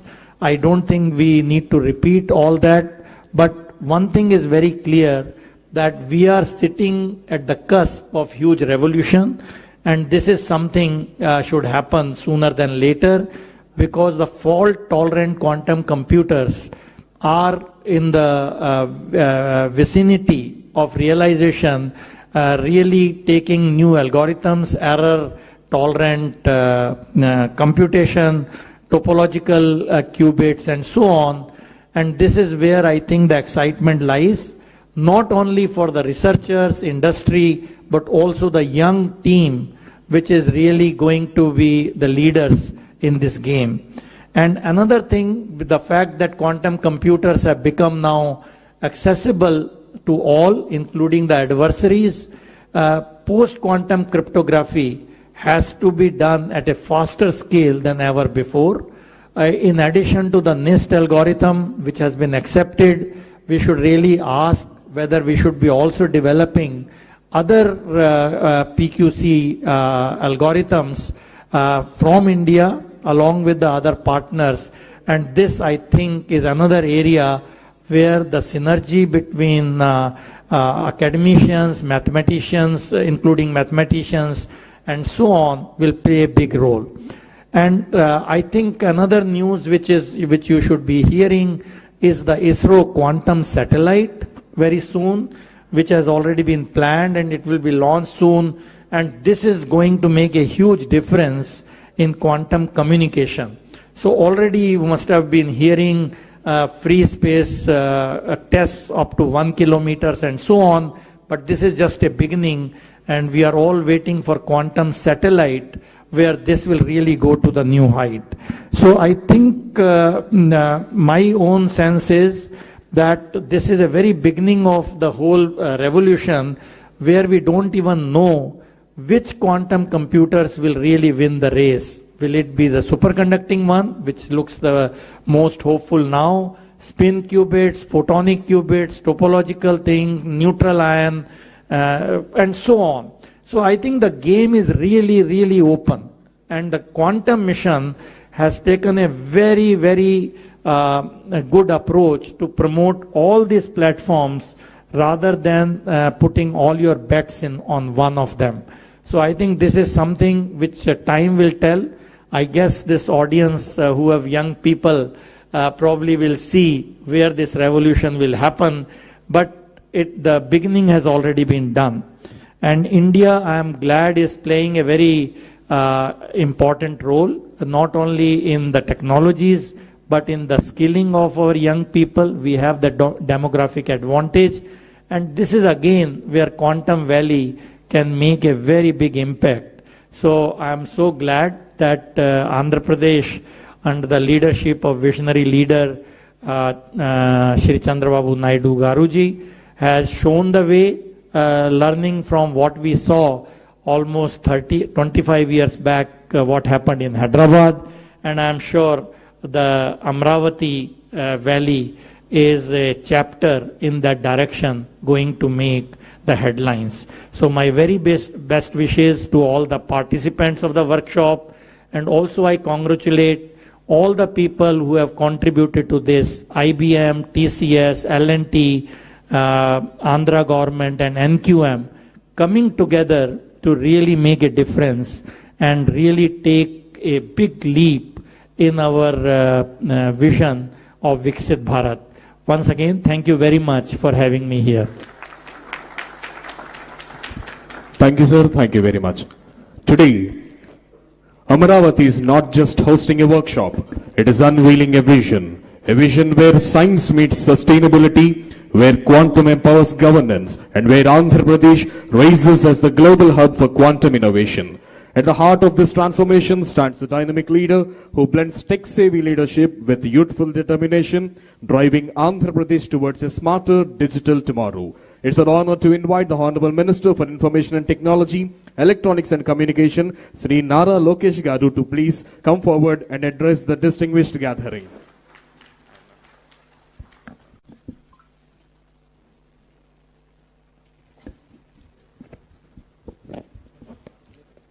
Distinguished scientists, researchers, visionary technologists, academic pioneers, industry leaders, respected colleagues in the public service, and my dear friends.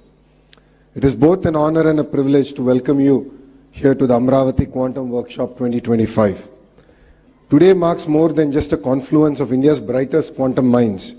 Today marks a turning point, a moment when Mr. Naidu signals to the world that he is ready to lead the next technological revolution. Honestly, I find myself very lucky to see his second chapter of technology revolution. When he started his first chapter, I was in 7th class, like quite a few of the ministers now. And we really didn't understand what he's trying to achieve in IT. But it takes a visionary to see the future, distill it, execute it. And once again, while young ministers are in their 40s, we're witnessing the next technological revolution under the leadership of the Honorable Chief Minister, Mr. Chandrababu Naidu ji. We are here to ignite a bold vision to transform Amaravati into South Asia's first quantum valley, a thriving ecosystem where ideas become innovations and innovations become industries. This is not a one-day event. This is a dawn of a national movement with Andhra Pradesh as its epicenter. We are investing in a full-stack quantum capability from qubit architecture to cryoelectronics, from algorithm development to global quantum standards.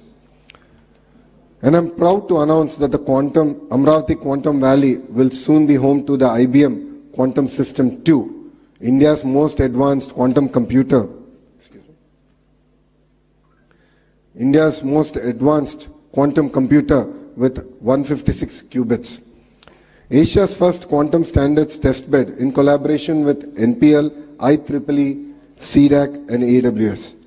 A thriving quantum tech startup ecosystem with anchor support from IBM, TCS, HCL, Tech Mahindra and many more. Our mission is grounded in the strategic foresight backed by the National Quantum Mission announced by our Honorable Prime Minister Narendra Modi ji and enriched by global partnerships. We are collaborating with leading academic powerhouses like IIT Madras, IISc, Purdue University and University of Tokyo. Industry leaders such as Microsoft, LTI Mindtree, QNU Labs and others to co-develop frontier applications in quantum cybersecurity. Precision sensing for defense, healthcare and aerospace, quantum chips and cryoelectronics, quantum AI for pharma, climate and supply chain resilience. This is our movement to leapfrog, not just to join the global race, but to shape the very direction of this journey. Education, talent and workforce of the future. A quantum future cannot be built without a quantum-ready workforce.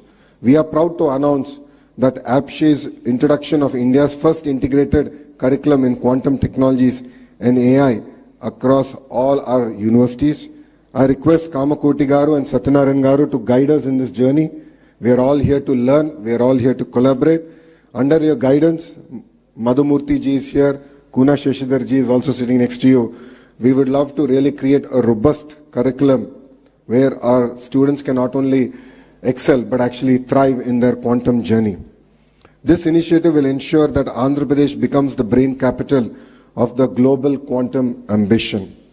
In the next few years, the Amravati Quantum Valley is projected to create over 1 lakh high-skilled jobs, incubate close to 50 plus unicorns, nurture next-generation PhDs, fellowships, and internships focused exclusively on quantum science and engineering. We are not just building technology, we are building human capital that can shape the future of technology. Under the visionary leadership of Mr. Naidu, Andhra Pradesh is not just dreaming big, we are building smart and fast.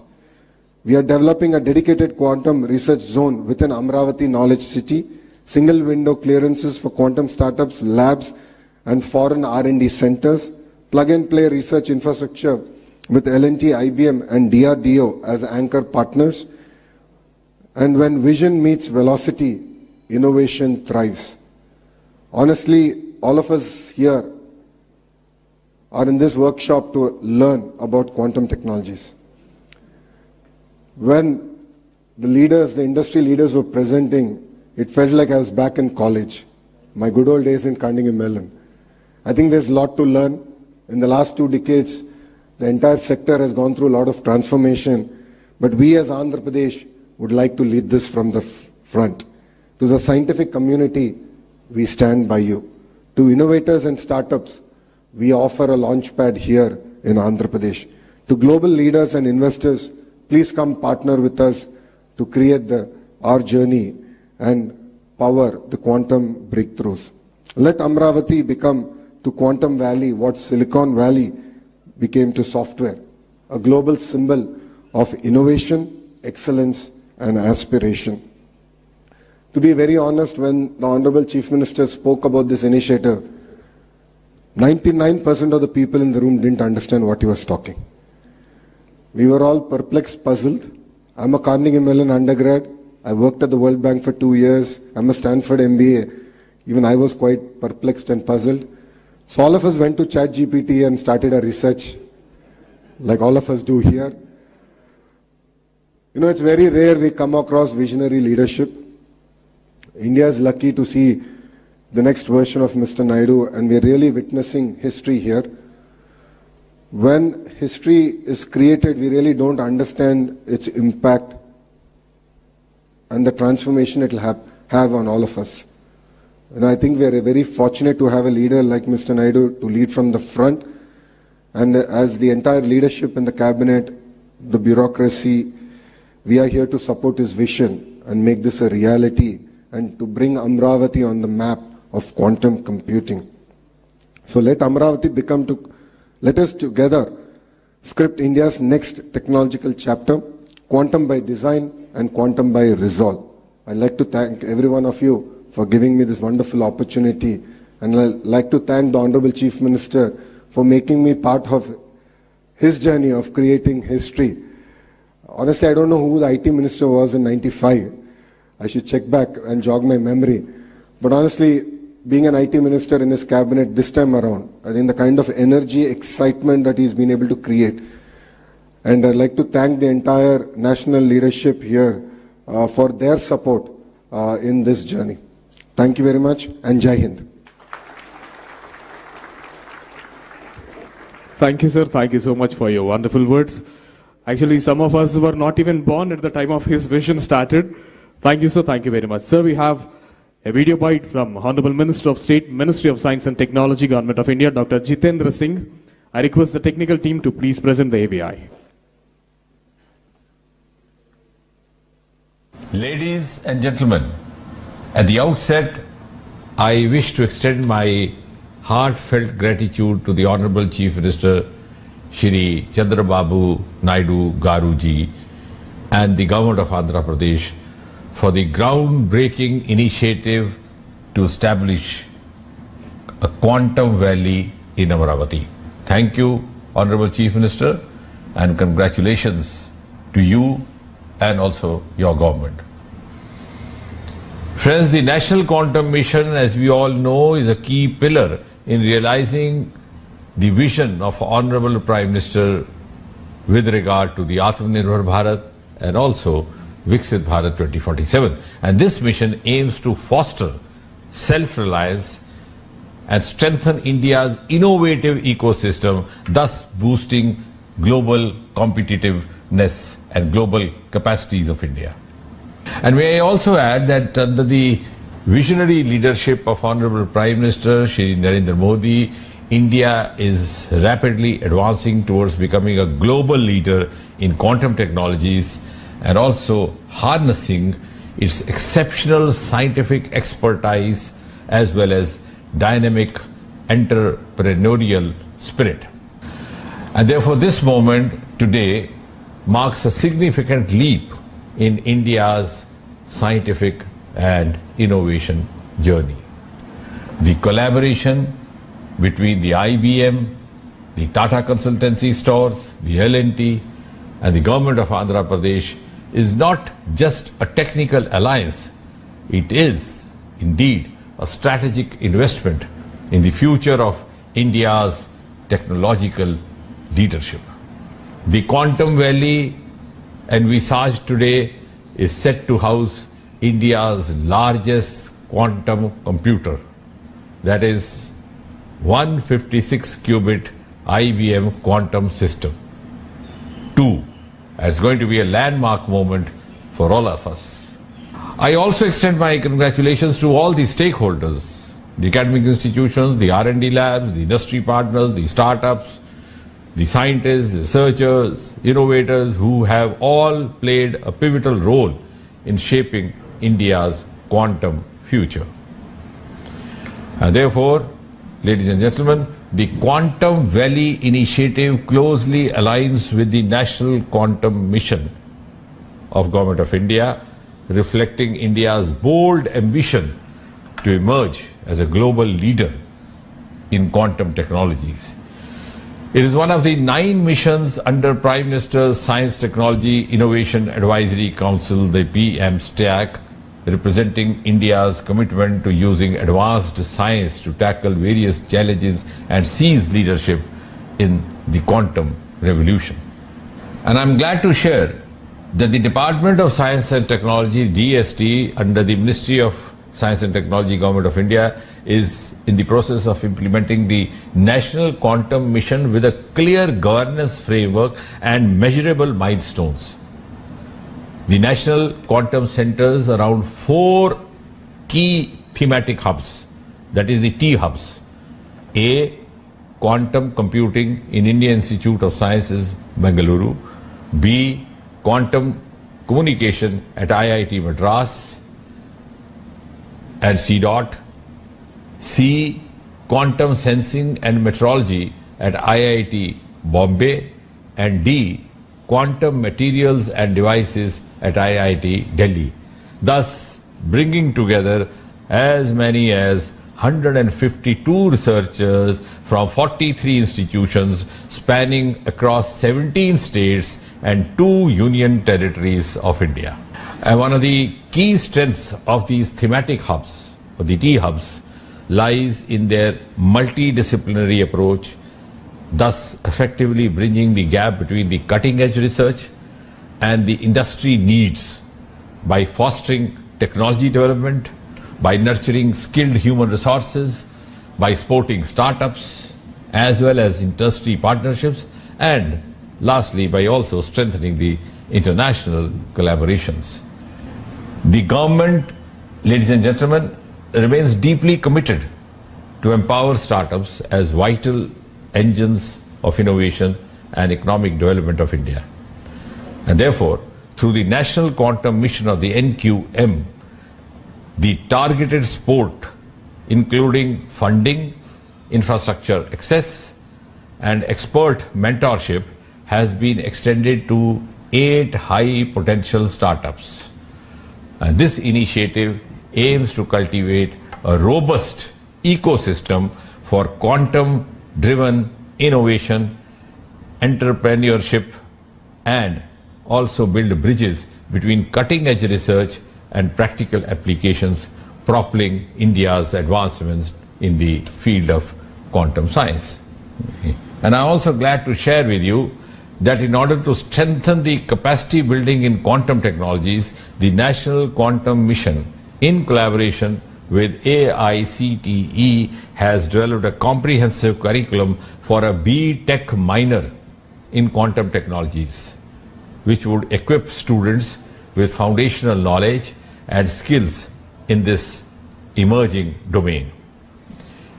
And therefore, I can say with confidence that India's National Quantum Mission is also closely aligned with the flagship initiatives such as Make in India, such as Digital India, thus fostering technological self-reliance in critical sectors.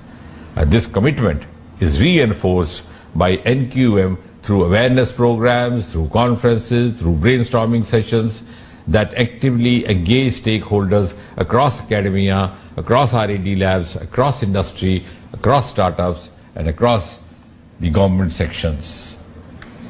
And before I conclude, ladies and gentlemen, let me make a very earnest call.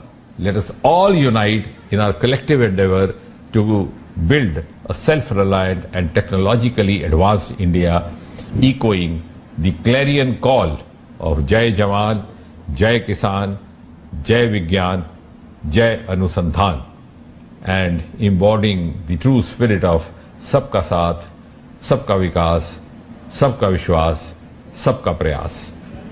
The National Quantum Mission stands as a bold stride into the quantum era to define the nation's position as a leader in the area. And therefore, I firmly believe that the Quantum Valley, which is being planned, would be the springboard for our country to build a sovereign, secure, scalable quantum technology domain. And therefore, on behalf of the Government of India, and also on my own behalf, I extend our full support to this Quantum Valley initiative, and I'm also proud to walk the journey together. Thank you once again. Thank you, Honorable Chief Minister Chandrababu Naidu Garu. My best wishes to all the participants. Jai Hind, Jai Vigyan. We thank Minister for State Jitendra Singh sir for the wonderful AV. Now, ladies and gentlemen, this transformative vision is not an accident of ambition. It is deliberate, focused dream of a leader who once propelled Andhra Pradesh to the forefront of the global IT revolution in 1990s and is now orchestrating its rise as a quantum superpower. We salute and warmly welcome the visionary who dreams a decade ahead, the architect of modern Andhra Pradesh, the man who sees Amaravati not just as the city, but as the beacon of intellect, invention and global impact, our Honorable Chief Minister, Sri Nara Chandrababu Naidu Garu, to give his valuable message.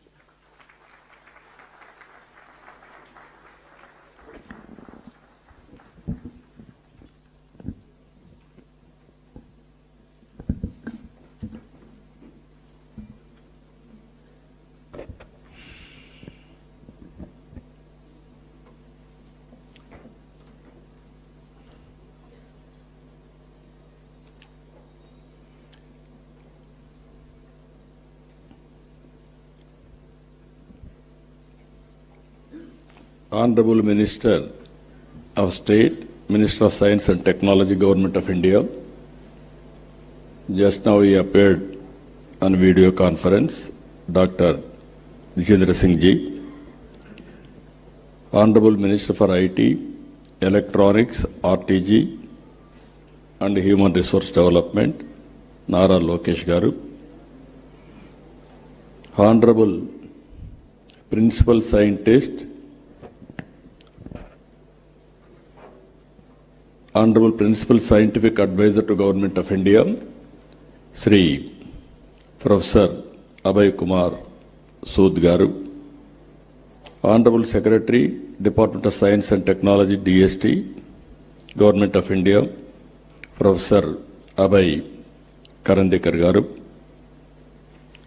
Respected Vijayanand Garu, Her Excellency Jennifer Larson Garu, K.N. Satyanarayana Garu, Professor Kamakoti Garu, Madhamurthy Garu, Satish Garu, Rajan Garu, Sandeep Patil Garu, our Secretary, respected Bhaskar Garu, and friends. Originally,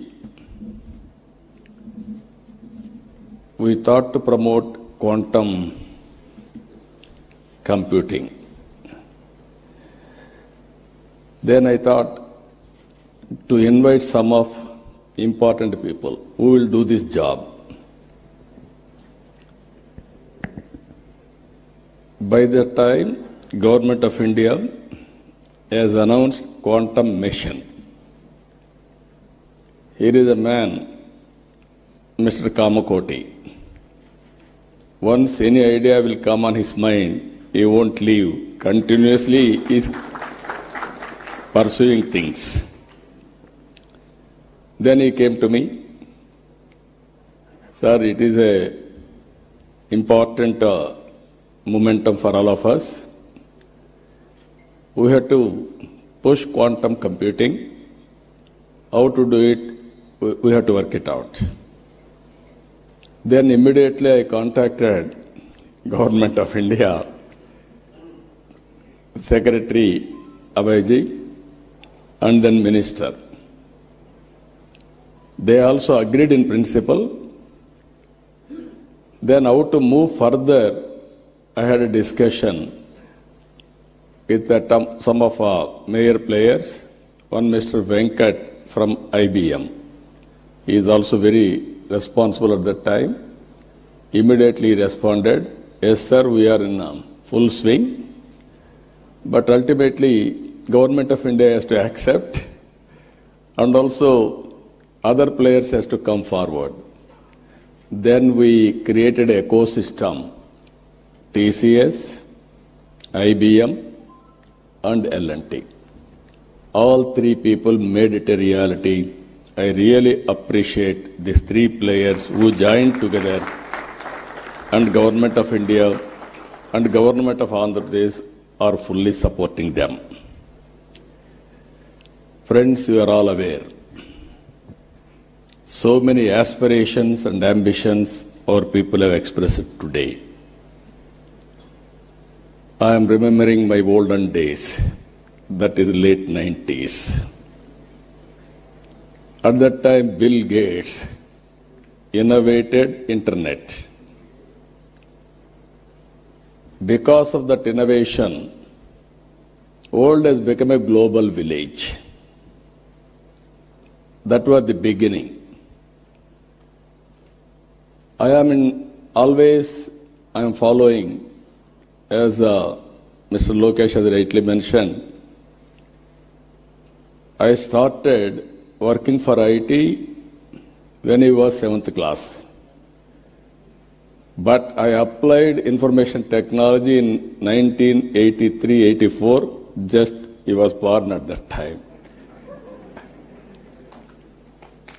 So, very inspiringly, I had some vision. Information technology will bring transparency, speediness, accountability, and whatnot, everything.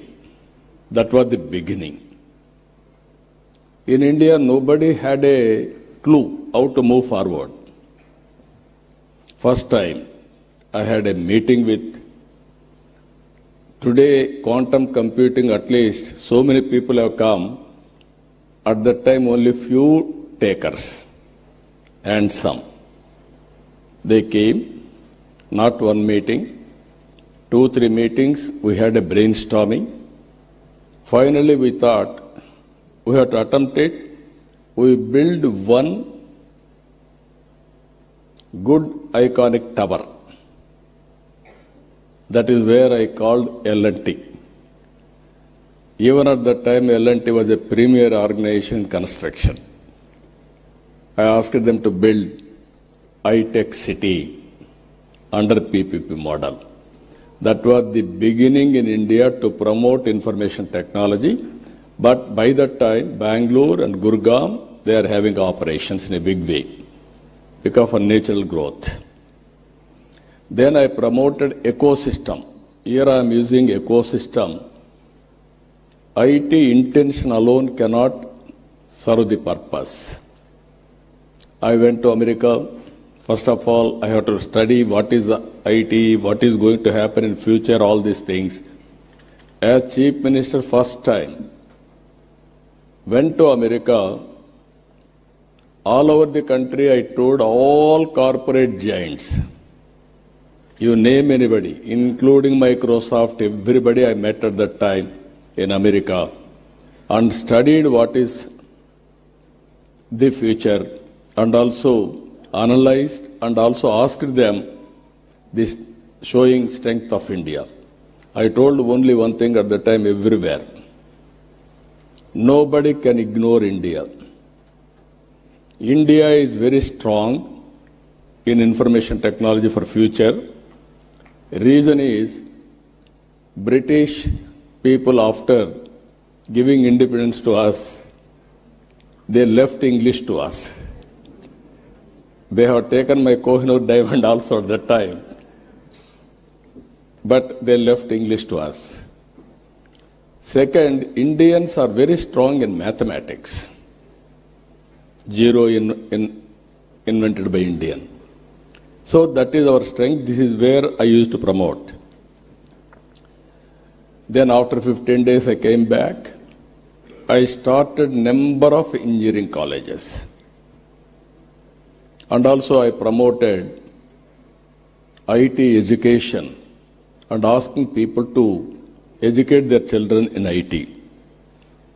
All these things, starting with iTech City, working with the IT promotion in all walks of life.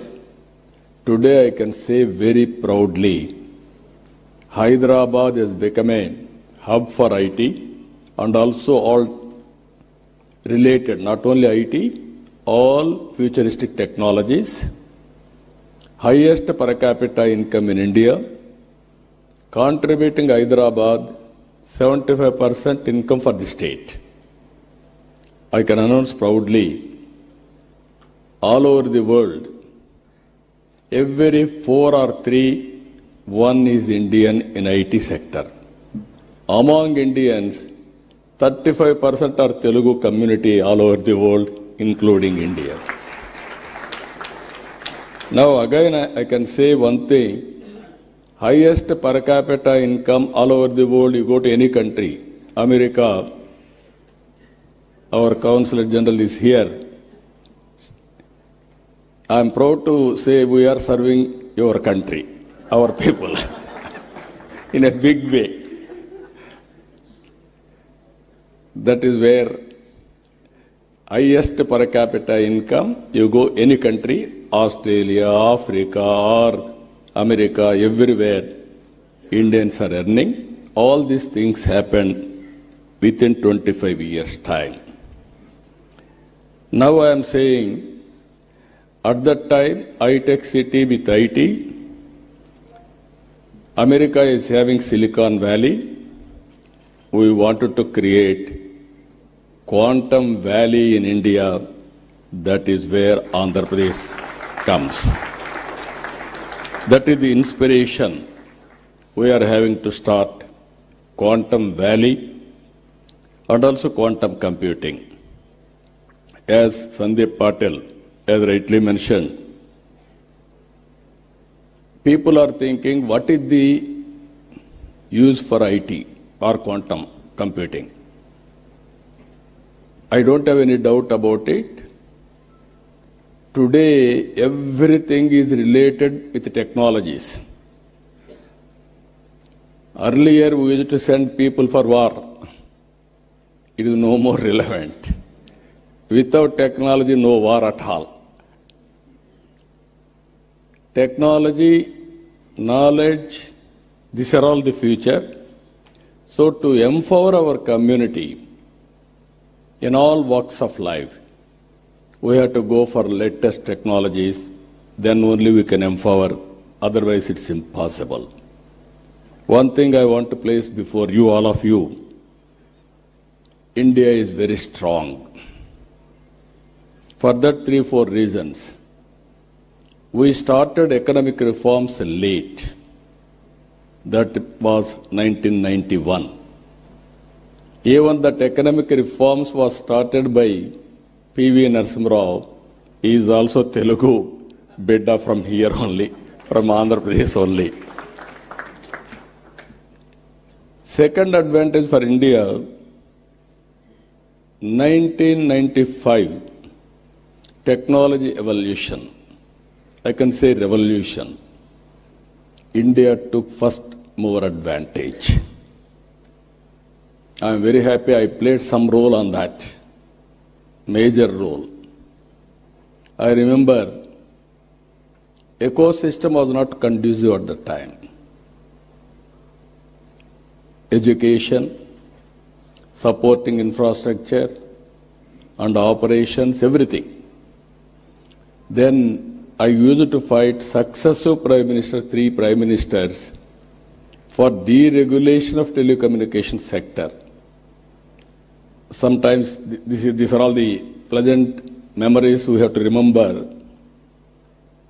At that time, there are 2 public sector companies.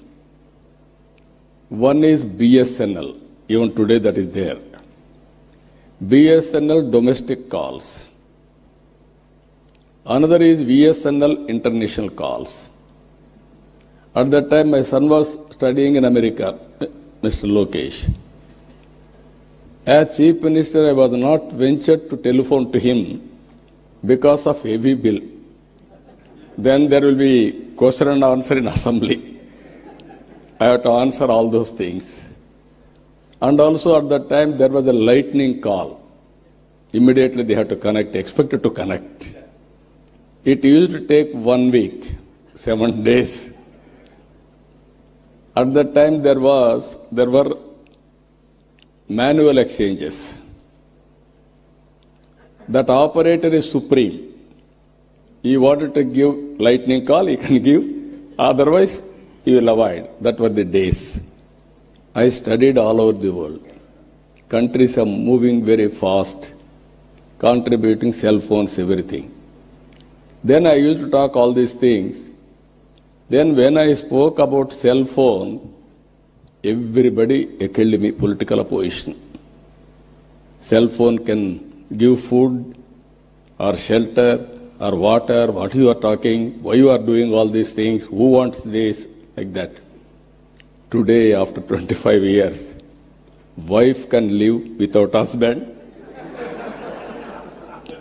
Husband can live without wife. Both cannot live without cell phone.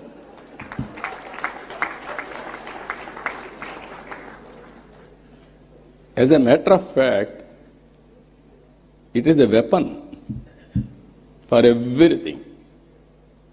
I can work, I can communicate, I can operate, I can do everything. But not everything. That is where reforms has taken place.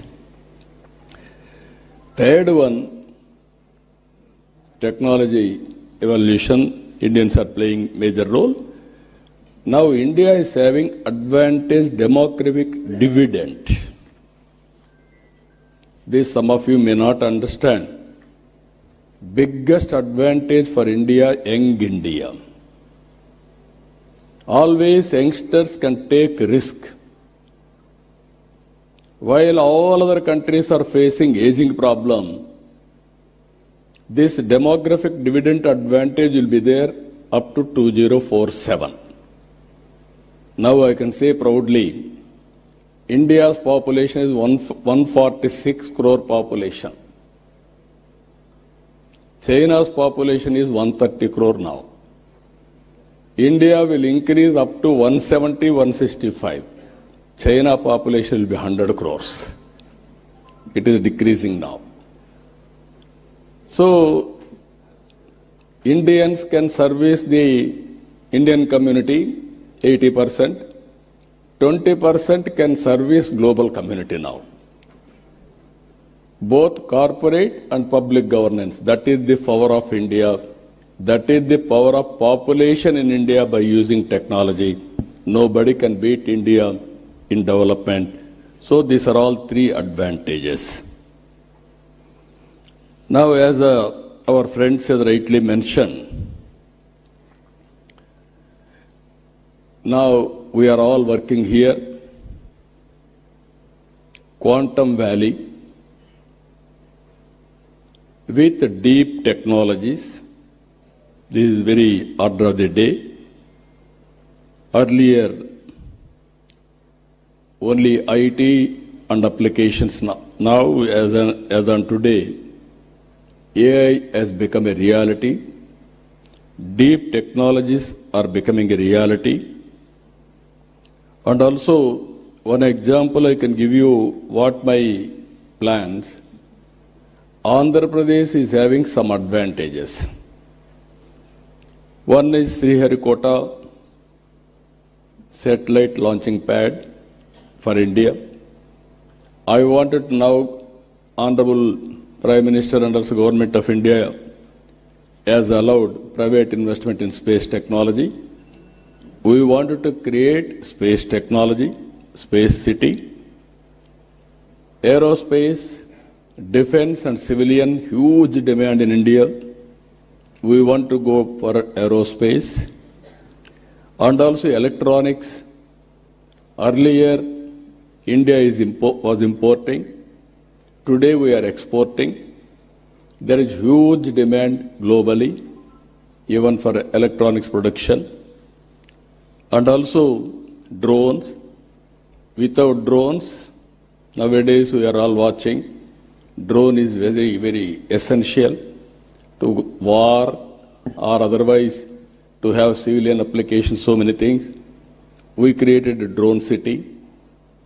Automobile, new technologies are emerging. Green energy, EV vehicles, everything there we are working. So, Andhra Pradesh is very strong in green energy. I have seen in my life, there was no phone. Only affluent people, 5-6 villages or in a town, 1 or 2 phones.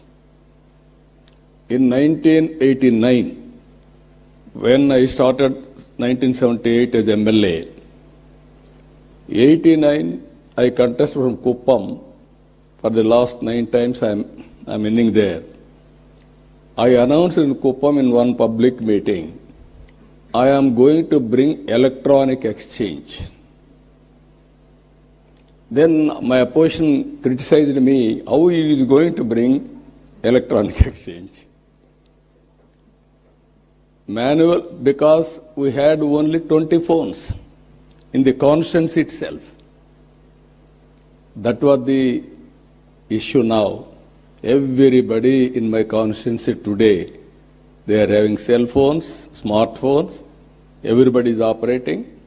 Today, if you can see, in my government, all services I wanted to provide through WhatsApp governance. That is what IT Ministry has started. It is going on as on today extremely well. By August 15th, 100% services will be online. Nobody need to come to office. There is one more advantage in this. I can analyze through AI tool what type of complaints, who is complaining, whom they are complaining. Then I can take so many actions. Now here I wanted to request all of you. This is the ecosystem we wanted to create. There, quantum computing is very much needed. As Kamakoti has rightly mentioned, by January 1st, Quantum Computing Center will operate from Amaravati. This is where beginning of Quantum Valley. Then, not only starting with quantum computing, you have to bring ecosystem. We have to bring use cases. He rightly mentioned 100 use cases by August 15th, 2026. That was the beginning only. I wanted to see, as on today, very interestingly, if you can go through average AI usage. World average 31%. India average 65%. Here, top AI usage, China, India, USA, Europe. I am confident China population will reduce, India population will increase. More AI utilization will be India. That is going to happen very soon. I am 100% confident on that. If you talk all these things, if you see here, 92% of Indian knowledge workers are using AI. Just now, IT Minister has rightly mentioned, he had a confusion on quantum computing. Then he asked ChatGPT. Immediately, it has given answer for him. Then no need to shy away, or otherwise, he got answer for that. That is the future now. I'm saying to all my workers, everybody, any doubt, you can go, you can prepare with a ChatGPT, this type of solutions. But ultimately, what I am thinking, for example, in Andhra Pradesh, TCS is our partners not now on information technology from the beginning. Now we are working data lake. By integrating all records in Andhra Pradesh with the data, individuals, authentication with Aadhaar, and also family as a unit, and every house is geotagged, and also GPI, GI, and also Government of India programs, Government of Andhra Pradesh programs, and public satisfaction, service delivery, all files online. Now we are going, historical data is available, we are computerizing, we are putting on cloud or data centers, and at the same time, tools are available, AI, now we are talking quantum AI, AI for quantum computing, and also real-time data is available now through satellite, drones, CCTV cameras, IoT, wearables, sensors. By creating aware, we are getting 42 parameters real time. It may be temperature, humidity, rainfall, thunderbolt prediction, cyclone, cloud burst, soil moisture, groundwater, reservoir water, whatnot, everything. Even pest, crop pattern, prediction of crop yield, so that I can plan it for marketing. If I get all these things, for government, if I link with quantum computing, real time, I can get data, historical data is available, knowledge is available globally, computing with AI, quantum computing. I can communicate real time to the last mile again for execution. That is a game changer for future, either for health, either for agriculture, either for any walks of life. If you can do that, then youngsters are here, startup companies, and also this ecosystem players, huge market, pharma industry. Now they are doing, Suchitra is here, they are doing biotechnology, so much of research, so much of all these things. Now by using quantum computing, we can reduce the time, you can prepare your modules at a cost-effective way. Even personal medicine is not far away. So this is where I am visualizing all these things. So, how to go about, all of us has to think in that direction. As Our Excellency Jennifer has rightly mentioned, India and America, two big democracies. We have to compete with each other.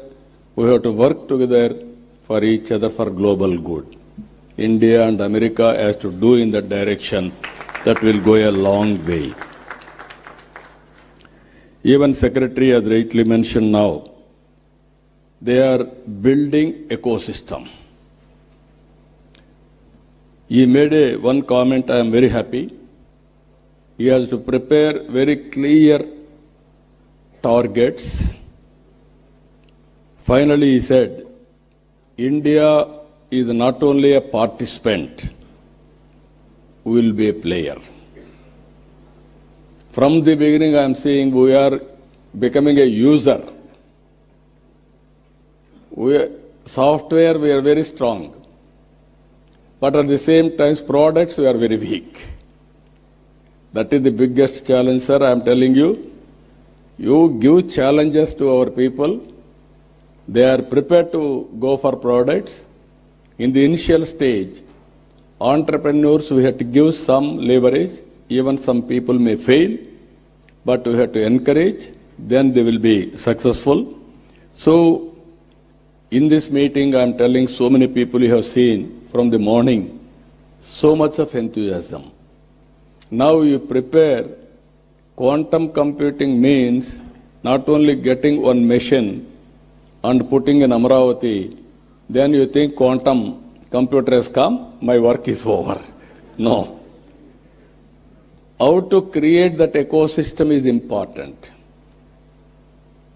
Today also we had some meetings, all experts. I am only a policy maker. I will protect everybody's interest. If I cannot promote, nobody can promote quantum computing or deep technologies in this country. Fortunately, now we are having a Prime Minister. He is ahead of me. He is always thinking future. Earlier, I have seen so many Prime Ministers, I used to talk to them. Sometimes they used to say, we won't understand why you are making me to suffer. That were the days. Today, if I talk something, Prime Minister will give not only answer, he will give a solution. That is how he is working. We are proud, that's where I am saying always, right time, right leader, right place. That is Honorable Prime Minister Narendra Modi ji. With this, even yesterday was talking to me, now sending people to war, there is no relevance. We have to concentrate on technology. How to use technology and new innovations, that is the order of the day, that is where he is working in the direction. Just now, Ajay Kumar Sood has rightly mentioned, this year, International Year of Quantum Computing by UN, even strategic autonomy, anything for that matter, we have to move in that direction. As he rightly mentioned, imagine quantum satellite. As on today, satellite is giving some advantages. If you go for quantum satellite, then you can imagine how things are going to. It is a matter of, I am very clear, innovation is the order of the day. There are revolutions now in innovations. We are thinking somebody is innovating. That is where I used to say always, earlier, myself, I had one Mr. Raja Reddy, who was a professor in computer science in Carnegie Mellon University. We used to discuss how to take computerization to the common man. Then we created for graduates post-graduation in computer science. we believed at that time everybody should have computerization knowledge. Then only application of his knowledge will be very easy. Common man, how to take it up? We used to discuss about at the time with so many innovative ideas. All those things are becoming reality. Even language barriers we are able to cross today.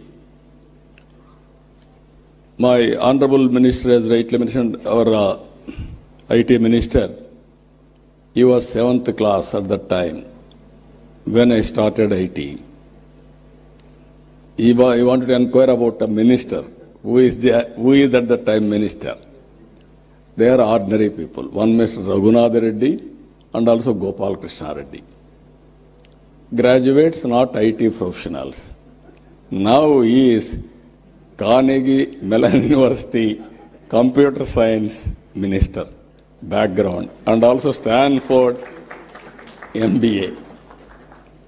Both are very good in designation. Now he has to understand IT and apply IT and also use quantum computing and produce outcomes, use cases.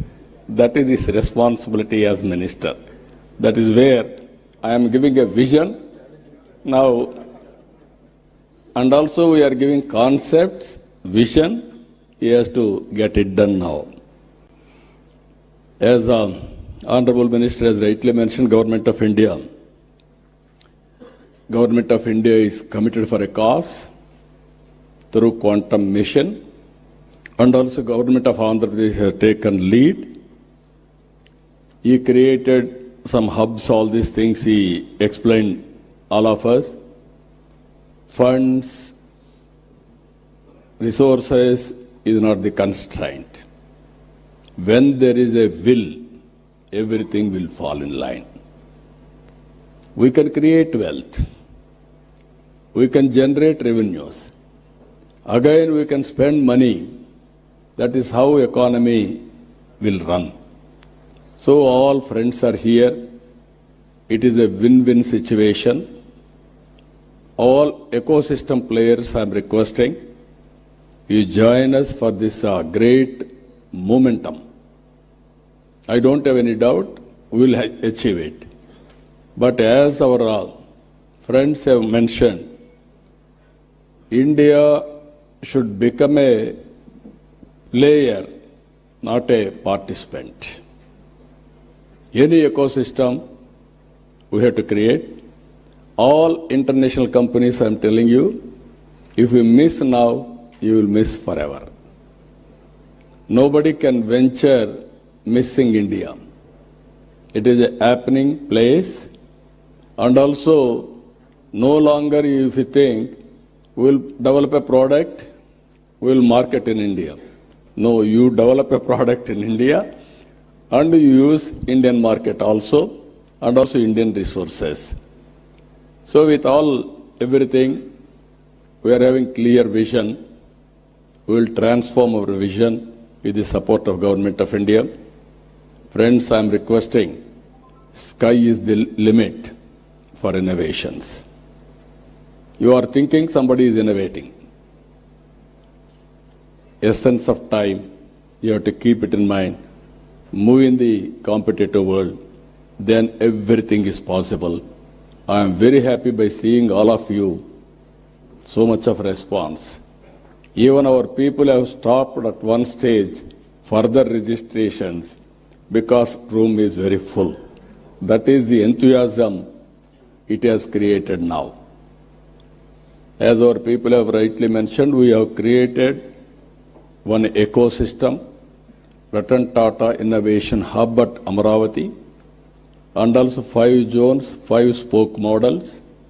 We wanted to bring industry to lead, academic institutions as knowledge partner, and also I wanted to promote in a big way every one family, one entrepreneur.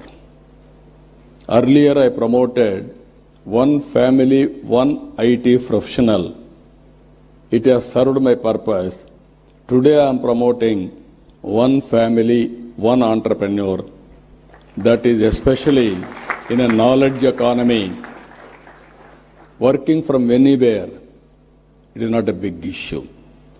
Think globally, act globally, distance is not the constraint. From Vijayawada or remote village in Andhra Pradesh, you start a company, you can serve the global community.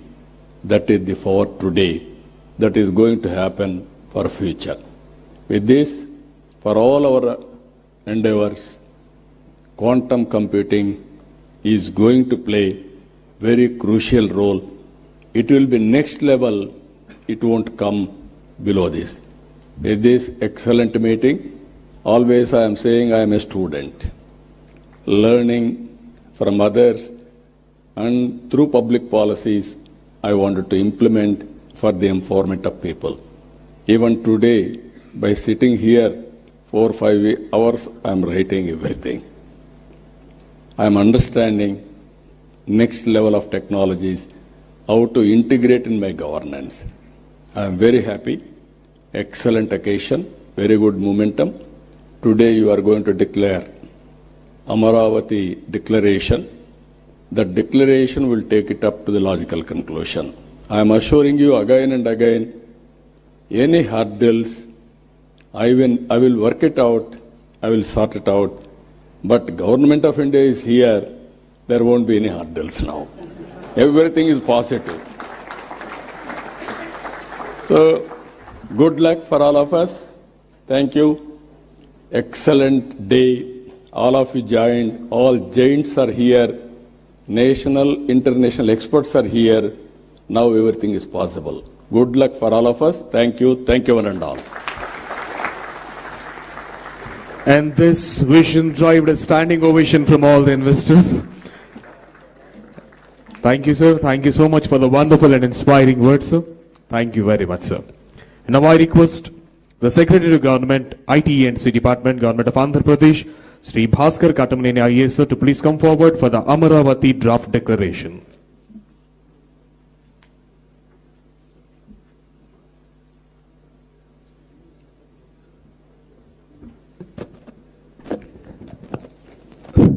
Honorable CM Sir, Honorable Minister for IT, Sri Lokesh Garu, Her Excellency, and all the dignitaries on the stage. Sir, morning, we started a day a little early. From 8 o'clock to 11 o'clock, we had 3 roundtables with experts, including experts from the different areas, government officials, our global partners, startups, as well as the academia. All together, we had deliberated on a lot of issues like quantum computing, algorithms, quantum sensing, about quantum communication, capacity building, standards, and also quantum materials and the hardware. After deliberating all these things, we had prepared a short draft declaration based on the deliberation so far. We will read out the declaration, and then as the day progresses, sir, the further sessions also, all the suggestions coming in, all the ideas coming in, will further incorporate, and the final declaration we will be doing at the end of the day, incorporating all the ideas. In your presence, we want to take your guidance also, and a few of the experts would be leaving after this session. So we wanted to take this opportunity to also have their ideas on that. That is the reason we are presenting the draft declaration now, which will further improve during the course of the day to make a final declaration, sir.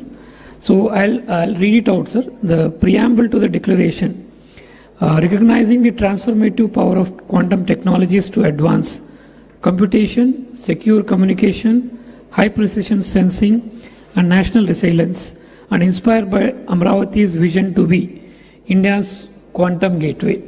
Sir, we want to be the quantum gateway for the country, sir, and we want to be the path bearers. So we mentioned the same, and we adopt the following commitments, sir. So the joint commitment, sir, is that we want to create a living lab infrastructure because these technologies are still evolving and they'll continue to evolve for a few years. So initially, sir, the first step, we want to create a Quantum Valley, wants to establish India's largest open quantum test bed so that a lot of startups and companies can come and start using that. We had put a stiff target of 12 months to start this test bed here.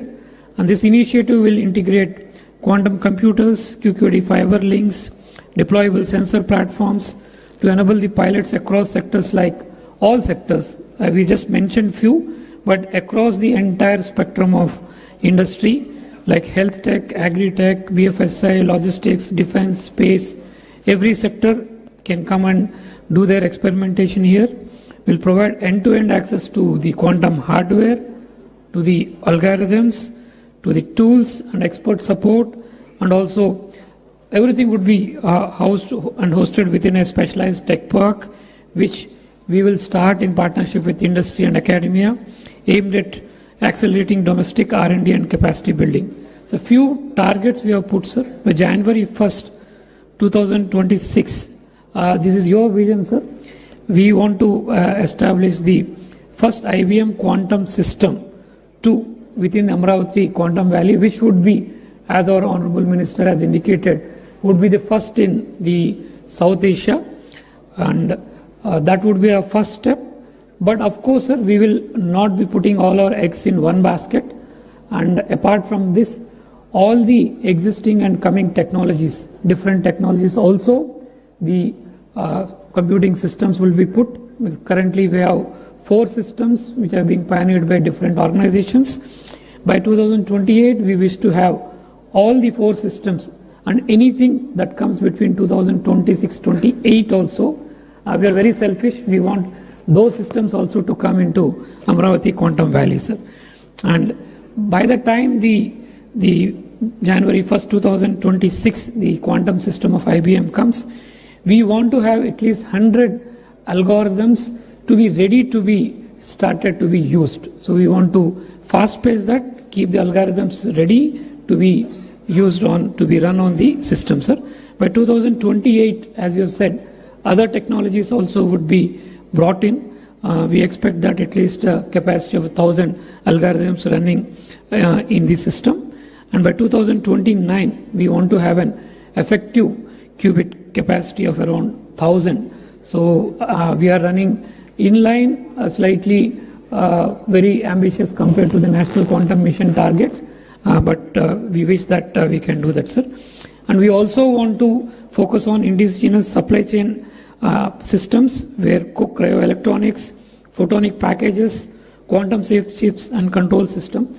Most of the partners and most of the people and speakers felt that last time in the IT revolution somehow we have missed the hardware and the chip ecosystem. And this time we should not do that, and we should ensure that from the computing systems we should also take advantage and build the hardware ecosystem where we are able to manufacture the hardware chips required within the country itself and also export to the other parts of the country, what Taiwan is able to do for the world today in the normal chips which are using processors and all. In terms of quantum chips and quantum hardware, India should become the place, and Amravati Quantum Valley should become the place where the chips and hardware are designed and manufactured.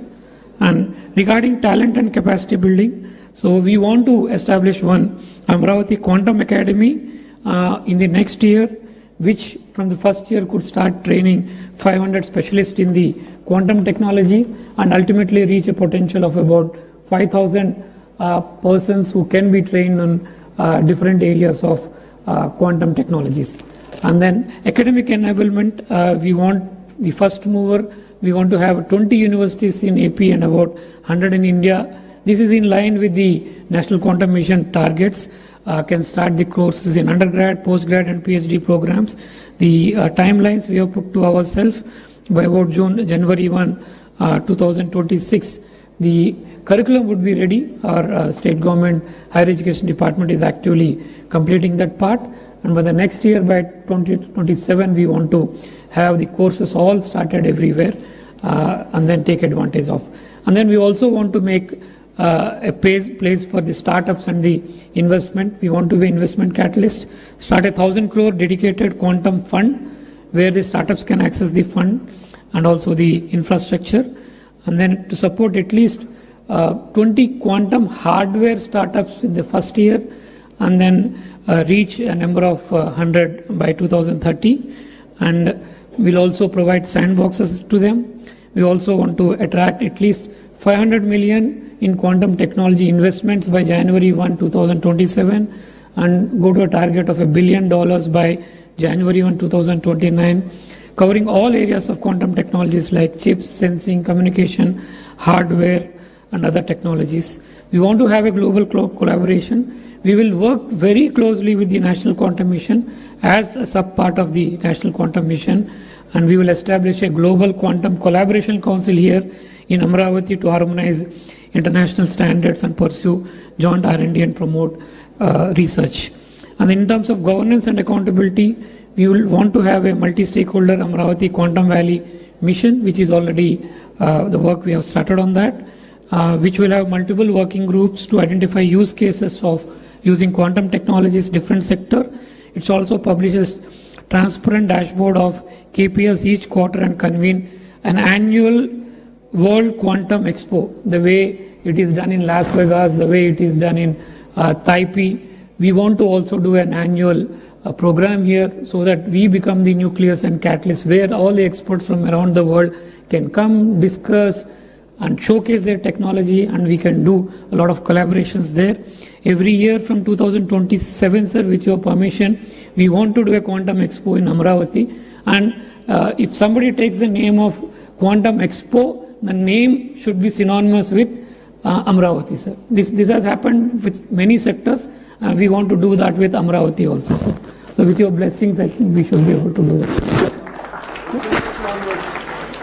26 onwards, sir. Yes, sir. So 1 year in advance, sir, we'll do that, sir. 26 onwards, we'll start that. And, sir, we call for action from all the stakeholders, government, industry, academia, startups, and global partners to rally behind this declaration, transforming Amravati into lighthouse for quantum innovation, standards, and inclusive prosperity. Sir, the main line that we are taking is, sir, by 2035, Amravati aims to be not only India's quantum capital, but also to the world's lighthouse for deep technological progress. Thank you, sir, and thank you, ladies and gentlemen. Thank you. Thank you, sir. Thank you very much. Hereby, the draft of Amravati got declared. Now I request Honorable CM, sir, to kindly felicitate distinguished guests. I request Madam H.E. Jennifer Larson, U.S. Consul General, Hyderabad, to please come forward.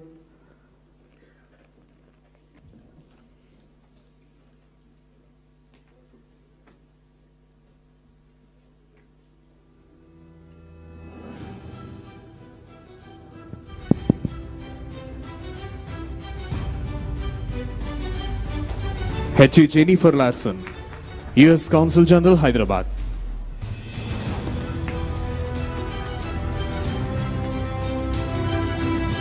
And also Mr. Anil Sharma, Global Head of TCS Co-Innovation Network. Mr. Anil Sharma Garu is requested to please come on to the dais. And the next, Ms. Suchitra E. And next, Ms. Suchitra K. Co-founder and Joint Managing Director.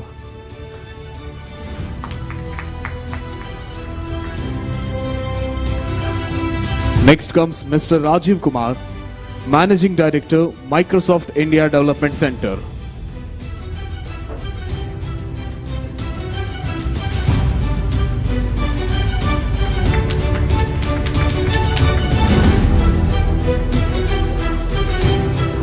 Mr. Rajiv Kumar, Managing Director, Microsoft India Development Center, IDC. And the next comes Mr. Amitabh Ghoshal, Vice President, India Operations, L3 Harris.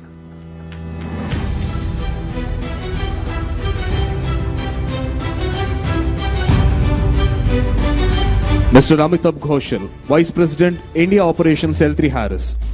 And the next, Mr. Sridhar Sindhu, Corporate Vice President, Blocking and Tackling, AT&T. Mr. Sridhar Sindhu, Corporate Vice President, Blocking and Tackling, AT&T. And the next, Mr. Nilesh Binwali, GM MD, VP Engineering, Pattern India.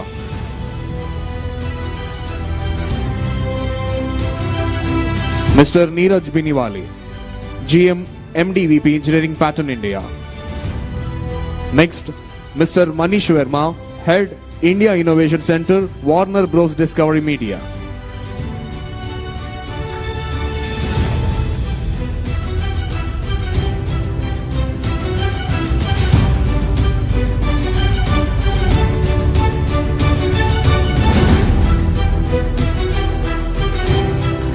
Mr. Manish Verma, Head, India Innovation Center, Warner Bros. Discovery Media. Next, Mr. Phani Mitra, Global Chief Digital and Information Officer, Dr. Reddy's.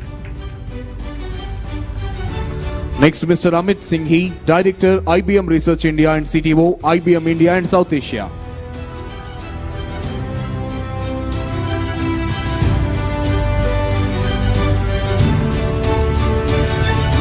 Mr. Amit Singhi, Director, IBM Research India and CTO, IBM India and South Asia. Mr. Rahul Sharma, Managing Director, USIBC. Mr. Rahul Sharma, Managing Director, USIBC.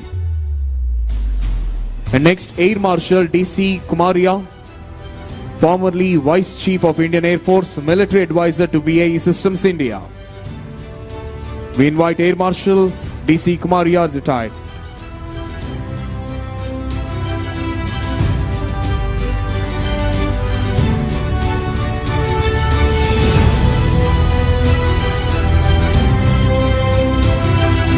Air Marshal DC Kumaria, sir. And next, Sri Sandeep Patil, Managing Director, IBM India Private Limited.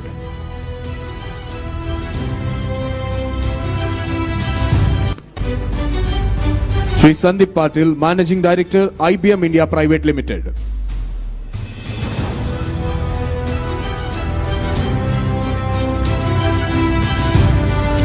Sri Scott Crowder, Vice President, IBM Quantum Adoption. Sri Scott Crowder, Vice President, IBM Quantum Adoption.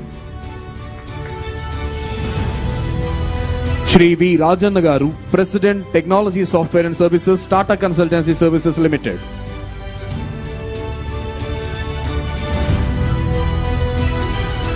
Shri V. Rajan Garu, President, Technology Software and Services, Tata Consultancy Services. Shri M. V. Manish, Shri M. V. Satish Garu, former whole-time Director and current Executive Committee Member and Advisor to CMD, Larsen & Toubro. Shri M. V. Satish Garu.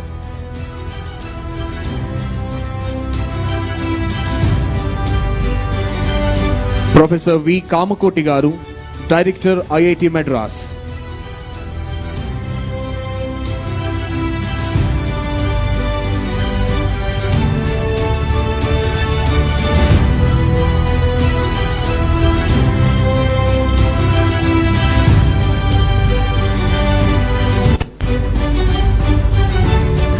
Professor V. Kamakoti Garu, Director, IIT Madras.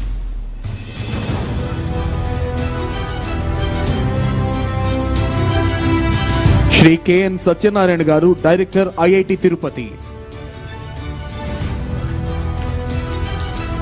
Shri K. N. Satyanarayan Garu, Director, IIT Tirupati.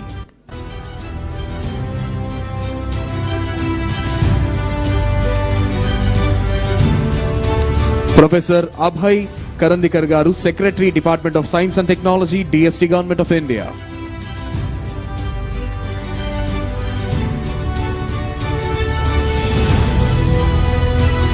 Professor Abhay Karandikar Garu, Secretary, Department of Science and Technology, Government of India.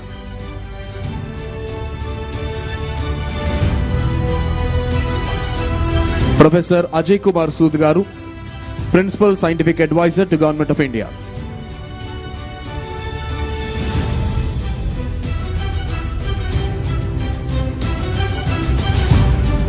Now I request Sri Kona Sesdar, IAS, Secretary to Government, Higher Education Department, Government of Andhra Pradesh, to please propose the vote of thanks.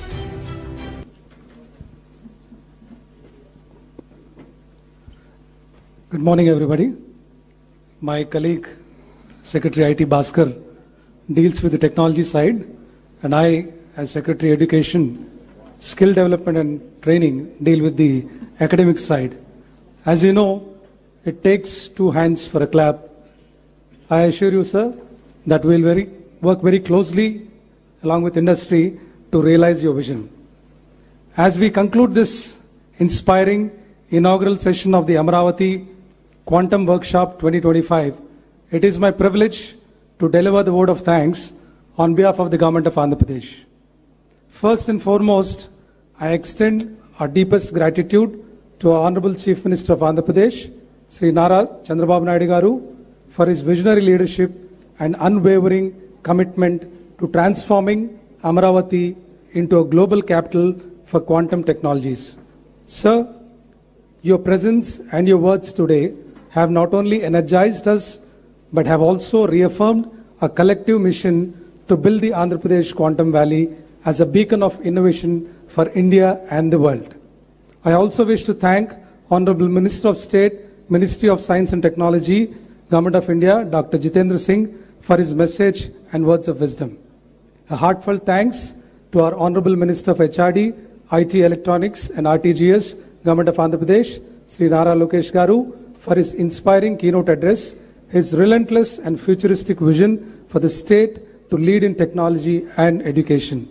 I am proud to share that as we herald into this new era of quantum computing in the state's education ecosystem from our schools to colleges is undergoing a transformation as a part of learning excellence in Andhra Pradesh, that is LEAP program. Here, we have a very important role to play, and our state universities, as my colleague Professor Madhumurthy Garu has said, the state universities are gearing up for this revolution. This proactive approach by our universities is fundamental to achieving our vision of a vibrant quantum ecosystem in Amravati. My heartfelt thanks to Her Excellency Jennifer Larson, Consul General Hyderabad, United States of America, for emphasizing the Indo-US collaboration vital for advancing quantum research and development. We are also deeply indebted to Professor Ajay Kumar Sood, Principal Scientific Advisor to Government of India, Professor Abhay Karandikar, Secretary, Department of Science and Technology, Government of India, Shri K. Vijayanand Garu, Chief Secretary, Government of Andhra Pradesh, Shri Sandeep Patel, Managing Director, IBM, Mr. Scott Crowder, Vice President, IBM, Mr. M.V. Satish, Executive Committee Member and Advisor to CMD Larsen & Toubro, Mr. V. Rajanna, President, Technology, Software and Services and Head of Technology and Software Businesses, TCS, Professor Kamakoti, Director, IIT Madras, Professor K. N. Satyanarayana Garu, Director, IIT Tirupati, and my colleague, Professor K. Madhumurthy Garu, Chairman, APSHI, for the address and sharing Andhra Pradesh's vision and mission. To all our esteemed guests from academia, industry, and senior government officials from Government of India and Government of Andhra Pradesh, and Vice Chancellors from all our universities, thank you very much for your active participation. My special appreciation to my colleague Bhaskar, IT Secretary, for bringing out the Amravati Draft Declaration. At this moment, I am reminded of Dr. APJ Abdul Kalam's inspiring words. Dream is not that which you see while sleeping. It is something that does not let you sleep. Today, we have collectively shared a dream, envisioned by our Honorable Chief Minister, a dream of transforming Amravati into a vibrant, globally recognized quantum hub. Together, let us translate this vision into a reality. Thank you very much once again, and I look forward to seeing you all in the post-lunch session. Thank you very much. The post-lunch session will start at 2:30. So I think some of you got messages saying that 1:45, but it's because we are a little late. It will be 1 hour from now, so 2:30. So thank you. Thank you, sir. Thank you very much. Now I request Honorable CM, sir, and other dignitaries on the dais to please proceed for a group photo at the IBM prototype computer.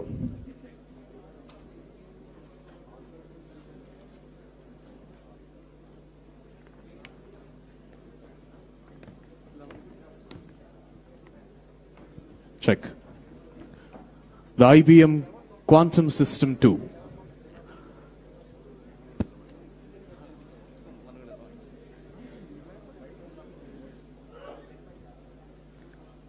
IBM leads the world in quantum computing. Honorable CM, sir, along with the Minister for IT and other dignitaries from various parts of the nation and the world, are having a group picture at the IBM Quantum System 2. The future is here.